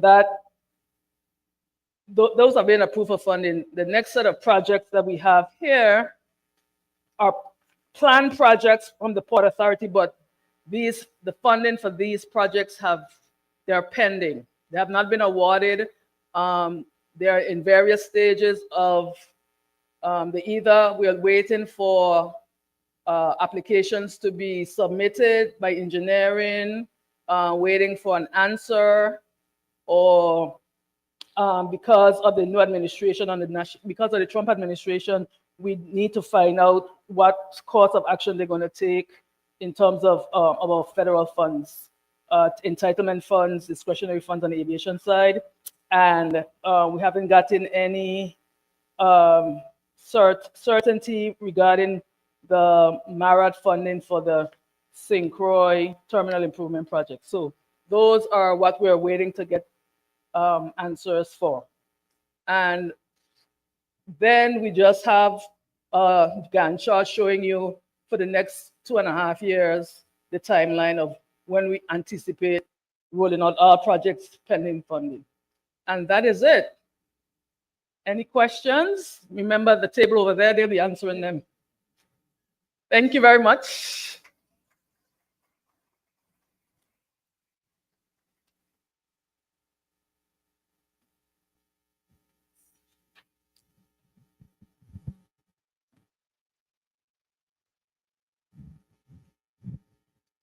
Okay, before we proceed to taking questions or inquiries from group number 3, the Virgin Islands Housing Authority would like to make an announcement.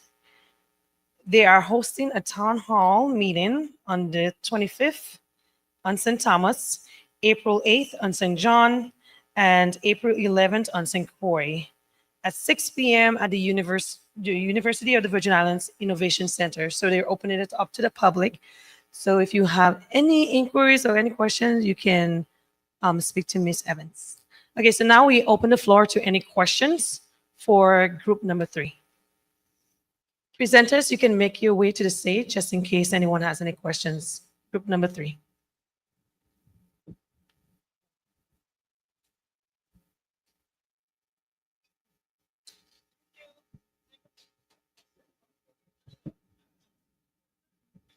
Anybody have questions? Senators? Okay, so it looks like no questions.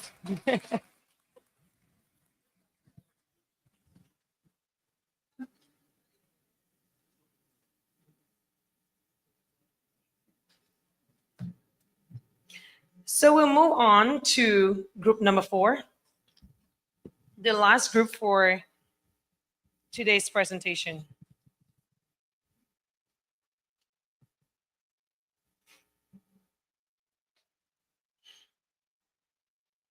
We'll now move on to the final block for today's presentation, which focuses on the economic outlook, which will explore the factors shaping the broader economic environment of the territory.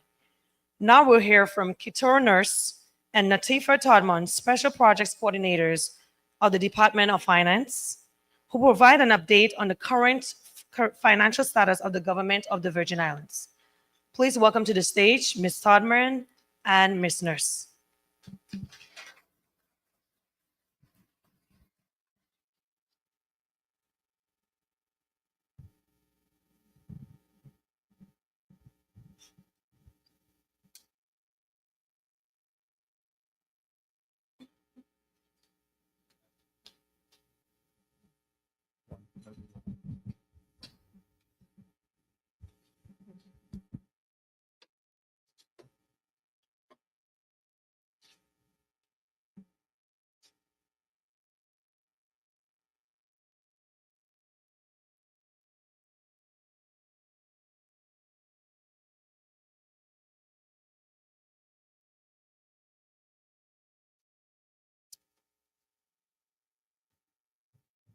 Good afternoon. Good afternoon. I don't see. Good afternoon, Governor Bryan, wherever he may be at the moment. Lieutenant Governor Roach, senators, commissioner, cabinet members, and listening and viewing audience. I am Katura Nurse, a special projects coordinator at the Department of Finance, and this is my counterpart. And today we will be presenting the actual revenue insights for fiscal year 2025 year to date as of February 28th. Do we have the clicker? May we have the clicker? You want to know? So outlined today, we have our general fund revenues to include our tax collections, other revenues and financing sources, our bank to revenues, and what we need from you, the department. Okay, so let's talk about the general fund year-to-date tax collection category. So first of all, in the light orange, you will see your fiscal year 2024 numbers year-to-date as of February 28th. And in the darker orange, you'll see your February numbers or your year-to-date numbers for 2025. Before I mention anything, I want to say from a finance perspective, we're more so concerned with the actuals, so the collections and the revenue recognition of thereof. So let's break down the line. So for your corporate franchise, we realized a 13% increase in contrast to the collections for the prior fiscal year. In your stamp tax, we experienced a 40% increase, and I think it was mentioned with Director Octillion, you have some of those projects, those disaster recovery related or funded projects that have come online this fiscal year, which would have contributed to those increases. In your gross receipts, we experienced a 7% increase. And that would have been due to property sales, so an increase of property sales within the fiscal year, as well as potentially a sale of a higher priced or valued property. Your excise experienced a 3% increase. Corporate was an 11% increase, and your individual income was about a 10% increase. I want to say, I don't know if it was mentioned before, but for your individual income, our report reflects your federal reimbursements. So that's why we have a variance between what IRB would report in your individual income and what we report. For your real property, we did collect about half of what we would have collected in the prior fiscal year, which was realized at a 44.5% decrease. Again, real property is one of those line items that won't reflect the same as LGO's numbers, and that's because of a reporting difference. So it would be an object categorization difference. And to say that they have a couple other collections that they roll into real property, and we have our real property, but then we itemize it into its respective categories. And we'll talk a little bit more on that in the next slides. Okay, so I will now be presenting on the other revenue collections category. So we will begin with environmental infrastructure impact fee. There we saw a 2.7 increase in fiscal year 2025. Our line of credit, the government of the Virgin Islands drew 40 million from the line of credit. 50 million was established. We paid back 11 million with a remaining available balance of 21 million. Our concession fee, that's money received from line 3B, a payment in lieu of taxes, where we saw a 70% increase. Court costs, fees and charges, as reiterated in the previous slide. This is one of the line items that is currently rolled up into real property and which differs from our numbers, to LGO. And there we saw a 58% decrease. Custom dues, collections came in at 3.6 million. Although you aren't seeing collections as of fiscal year 2025, we are presenting the actuals as of February 28th, but we did receive those revenues in March. Fines, forfeits, and penalties, another line item that is rolled up in real property in LGO's numbers. And there we saw a 6.8 increase. And lastly, we have finance and permits, the last line item that is rolled up in LGO's numbers into real property. And there we saw a 30% decrease. Licenses, in fiscal year 2025, we saw a 24% increase opposed to fiscal year 2024.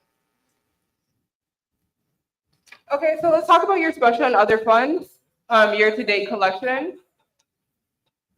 So we've itemized it, or the report itemized it as your hotel tax. So in your hotel tax, we collected about 17.6 million. And then you have your other collections. So the thing is with the special and other funds, it's a high activity account. So that's why it varies from your general fund. And so in your daily bank recs, you recognize it for how you would recognize it in that way. But we can actually speak to the numbers that would be included in your IRB roll-up. So some of that would have been your road tax, collecting about 1.8 million year to date. You also have your fuel tax, about 1.8 million as well. You have your casino that contributed about 1 million, and your vehicle rentals coming in about 1 million as well. So this contributed to the 44.3 million. You also have some of your historical contributors. So that would have been your transportation trust fund, contributing about 4 million this fiscal year as of year to date. And then your Caribbean Basin contributing about 6 million. Okay, so we now speak on our key takeaways. Presented on this slide is a snippet of our general fund revenue report, which is readily available on DOF's website for a better insight. And we saw a significant drop in revenue sources to include total other revenues, where we saw a 6% decrease in fiscal year 2025. These decreases were driven by custom dues, again, an artificial difference due to timeliness. We have our court cost fees and charges, where we saw a 68% decrease, and fees and permits, where we saw a 30% decrease. In our growth in specific areas, we saw an increase in total taxes at 7%. This is to include stamp tax, where we saw a 40% increase, corporate franchise, a 13% increase, and corporate tax, an 11% increase. This then brought our total operating income to about 3.25 million, a 7% increase in fiscal year 2025. Briefly on this slide, in orange, we have our consolidated actuals for fiscal year 2025. Okay, so time to set the standard. As of the end of February 2025, the GBI's cash on hand reflected a 11-day availability. So that meant that the GBI could sustain its operations for about 11 days as of the end of February 28th.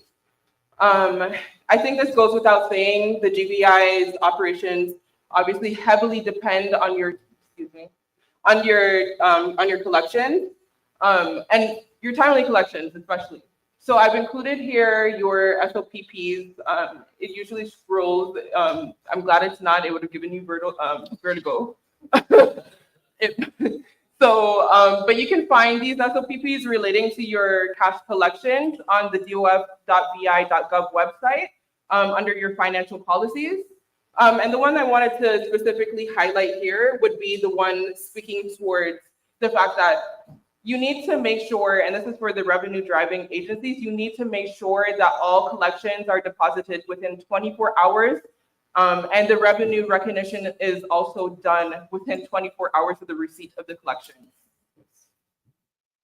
At this time, we would like to say thank you all for your attention. And I guess we're not opening the floor for questions at this time, but we will stand by. I could take, senators, I don't like to brag. Yeah, I know I'm a very humble person, right? But I just realized when I know this young lady, probably I'm looking at her and I couldn't remember where I know her from, but it's from playing volleyball with my daughter. And basketball.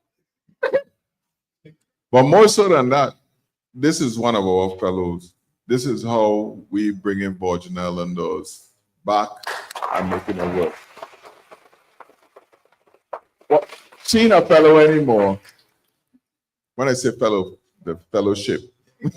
Gotta be clear. But she's been hired on at finance. This is the investment that we make in. We want to be able to fund that in engineering, in project management, communication, so that we make sure this $20 billion that we get, and some of us ain't gonna be in government, but we have people to inherit the mantle and really guide our territory to financial, excellence. Thank you. Both of you were excellent. Okay, so again, we would like to thank everyone here for your time and undivided attention. However, before we leave, we would like to recognize 3 individuals. As your name is called, please stand. Commissioner McCurdy, AC Wells, and Assistant Director Cardi. Okay. So we would like to thank you 3 for allowing us to represent the Department of Finance at one of the most important conferences held in the Virgin Islands. Without your knowledge and faith and trust in us, would have never been able to stand up here and showcase what we learned from you all. So for that, we would like to give y'all a hearty thank you and a round of applause.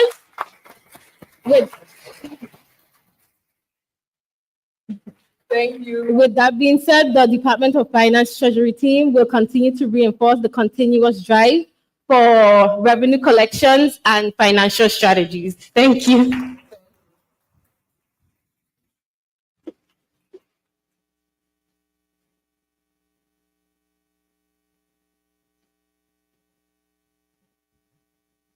Isn't it nice seeing young people doing great things? Right? Okay, thank you, Ms. Nurse and Ms. Sodman. To conclude this session, we now have Julio Reimer Sr., Director of the Office of Management and Budget, who will provide final remarks on the economic forecast and revenue expectation. Please welcome Director Reimer to the stage. And Mr. Philip Best, our Revenue Control Officer. Good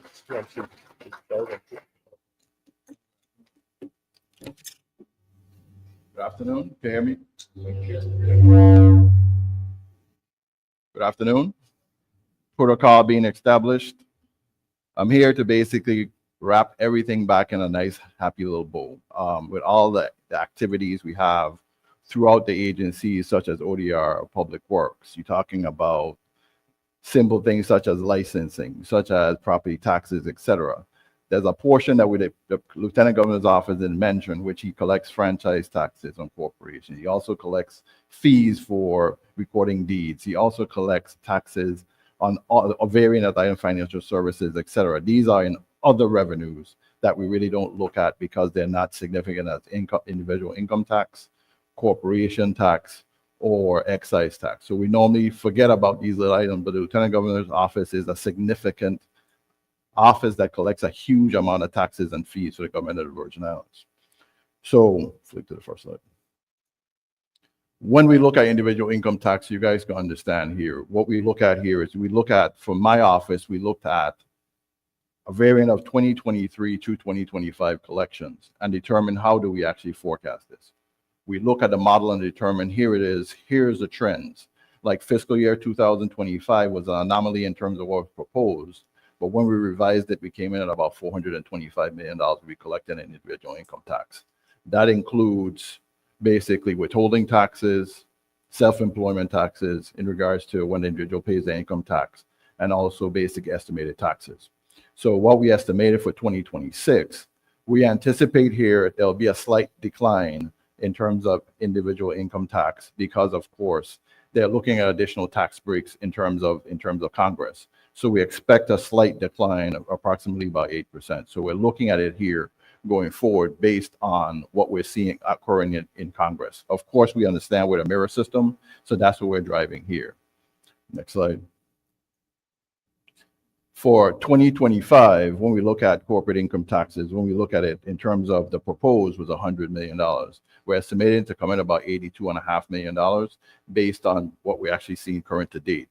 What we're also seeing here in terms of estimates, we're reducing our estimates at basically by 8% to be conservative because, of course, there's activities that are happening in Congress that basically is driving this number. We're seeing that they're actually looking to reduce further the corporate income tax rate, and we're looking at it right now. So we're being conservative and reducing the corporate income tax down by basically $8 million, one, and two, because we collected the income tax that we received the previous year from the corporate income tax in February of this year. So you have an anomaly going forward.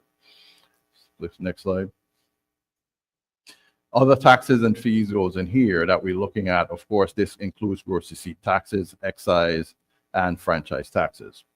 As I said before, when we looked across, and as you can see where we actually peaked in terms of taxes in 2020, basically 2024, we revised that number in 2025, and we expect to collect about $363 million, $63.5 million. When we look at fiscal year 2026 estimate, is because, of course, you're adding gross receipts from these projects, and we expect to continue to see basically slight increases every year as the project come online and basically start to sustain themselves basically because of a higher gross receipt actually moving forward. Remember that here it is, if the tariffs go into place, prices will go up. So of course, there's a correlation in terms of gross receipts, because if your gross goes up, the actual gross receipt goes up.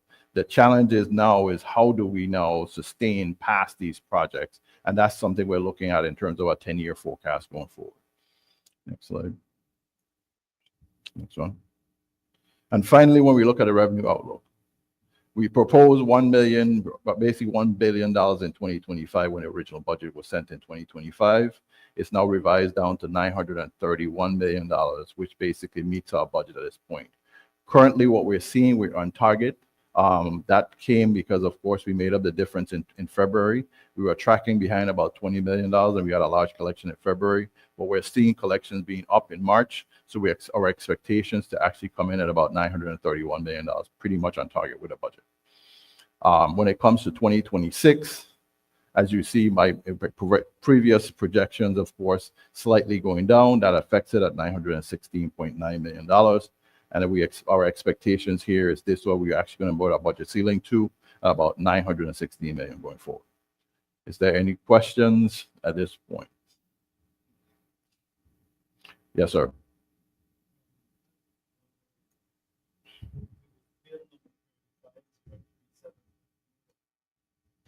Yeah, bill number 350375. I know it's the governor signed it. I don't remember the act, but it's the 3% wire transfer fee.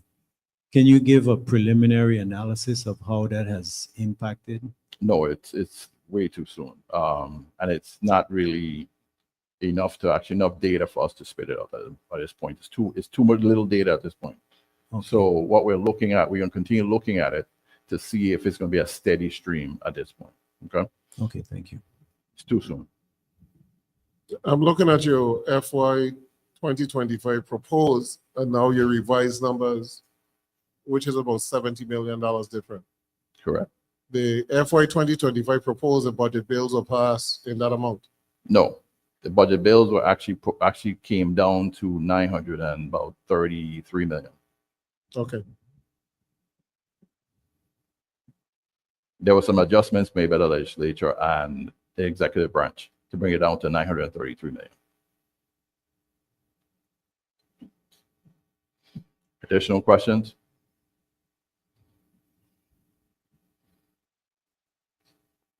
Yes, sir. What would you say is the biggest challenges when projecting GBI? What would you say is the biggest challenge or biggest challenges that you face when projecting GBI revenues? Well, it's not becoming a challenge at this point. What we've basically done is now become a collaborative effort where all agencies at this point are involved in the process, that we request data from them. And in requesting that data, that's where you're seeing Gantt charts, et cetera. And they tell us when these projects are going to come online and what percentage. So it makes it a little easier to project. The struggle continues to be if it's a new tax like the previous senator asked, but if it's something that was happening before, gross receipts is calculated. We have a formula that puts in place based on the project, basically says if you're going to have a project of $100 million, we expect it to be 60-40 in labor. And then at 20%, basically income tax comes off the top. We also look at what the excise tax is expected to be. And we're talking about 50% of the number most likely would be imported. So we look at an average of 50% of a project, for 50% of the 40% of in terms of supplies. Then you have basically a 6% average rate. So we do that in terms of looking at actual revenues. So we have a standard format across the board that the rest of everybody uses. So it doesn't have, we don't have a misnomer of mismatching in terms of revenues, that you have IRB high and we low, or you have finance collecting one versus the next. The only differences we really end up getting is when a check is returned, if it's no good, then finance number will be different from in terms of IRB.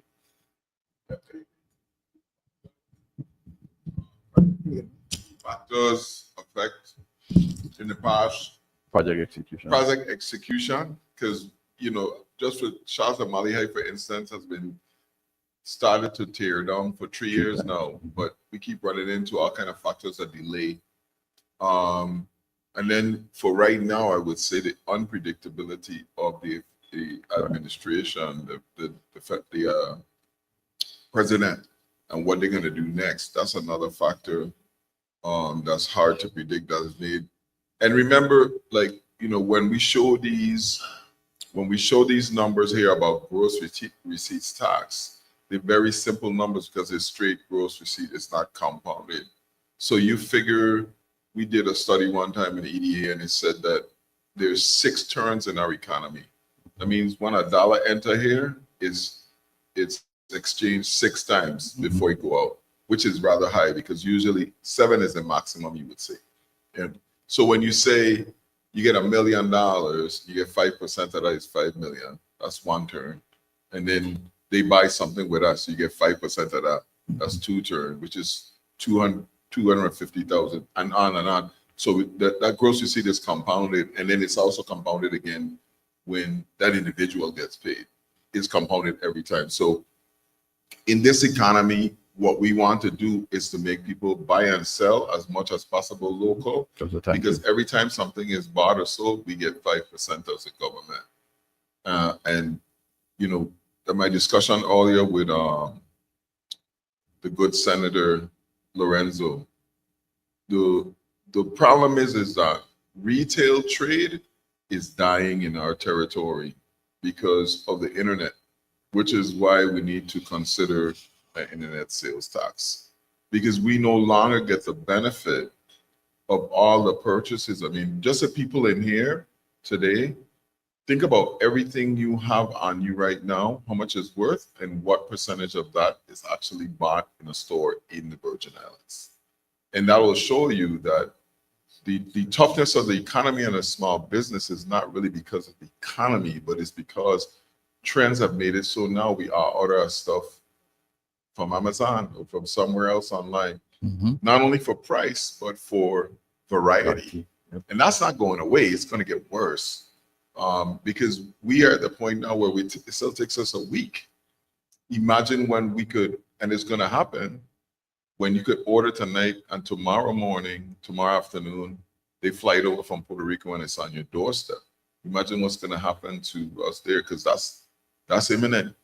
So those are things that we have to think about going forward, because our retail base has been in serious jeopardy. That's why the refinery is starting, lowering the cost of industrial energy to 14 cents, being able to take advantage of the free trade zone, creating free borders between us and the British Virgin Islands. Those are all future things that we have to do, because not only can we not depend on federal spending, but all the local purchasing, maybe even down to food, if you think about it, to be supplied. Because if you could order your groceries Instacart and they get them delivered from Puerto Rico at half the cost, that's what you're going to do.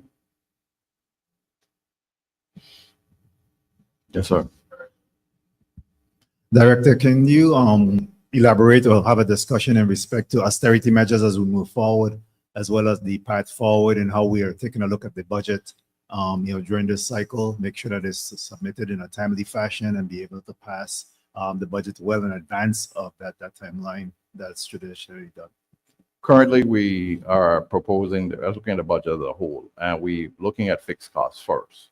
And then we're looking at contracts and leases and determining if we can do some consolidation going forward, which will actually save money.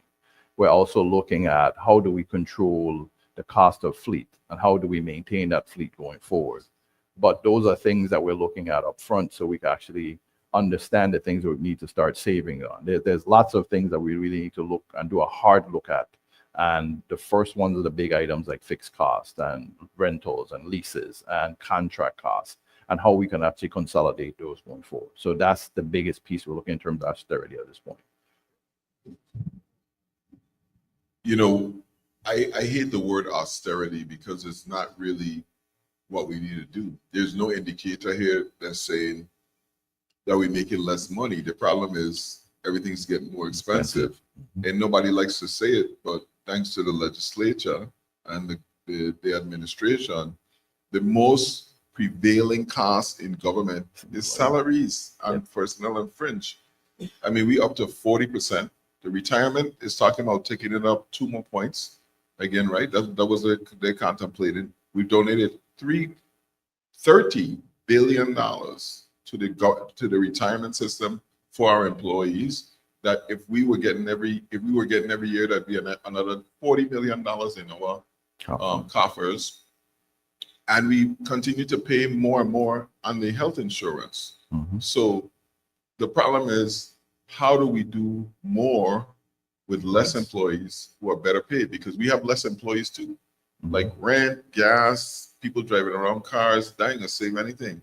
The between fringe and employees, we had what, half $500 million, and that's the real carrying cost. And nobody's and even though we're having problem paying vendors, unions are still showing up saying they want more money. They realize that we have given them a lot more money in the last 6 years than ever before. Than we ever, even for the 40-year-old debt. So together, I mean, us and the legislature are going to have to work together to figure out how we're going to do less, because it's going to keep getting more expensive for our government workers and for everybody in the territory. You're going to have to pay them. and we're not going to be able to afford to pay them. Last thing is 27, 28, 29, they're going to be massive amounts of money coming to the Virgin Islands government. We have to figure out how to, these are my closing remarks. What we're going to do with them. We can't wait till we get the money because the unions and the arbitrators are going to say, oh, well, y'all have this money, pay everything and pay all the years you didn't pay and from 2012 and 2014, when we still do not present an accurate picture of our situation. We just got judgment for 20 million from the steel workers. How is any arbitrator in the world going to force us to pay 20 million from 3 years ago, 4 years ago, actually from 10 years ago, and we still owe arbitration of over 140 million from 40 years ago? I mean, those are the things that we have to seriously consider. So a lot of challenges going forward, but a lot of that is going to be based on management and choices about what we do with our fund, because hospital underfunded, waste management, I could go down the list. They're making it, but they're still severely underfunded.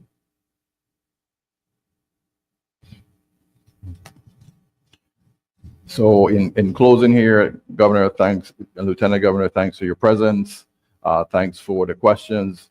Thanks for the 36th legislature being present and asking questions here. And first of all, I'd like to thank my team at the Office of Management and Budget for actually putting on this event and actually hosting it. So please give them a round of applause, and my team is sitting away.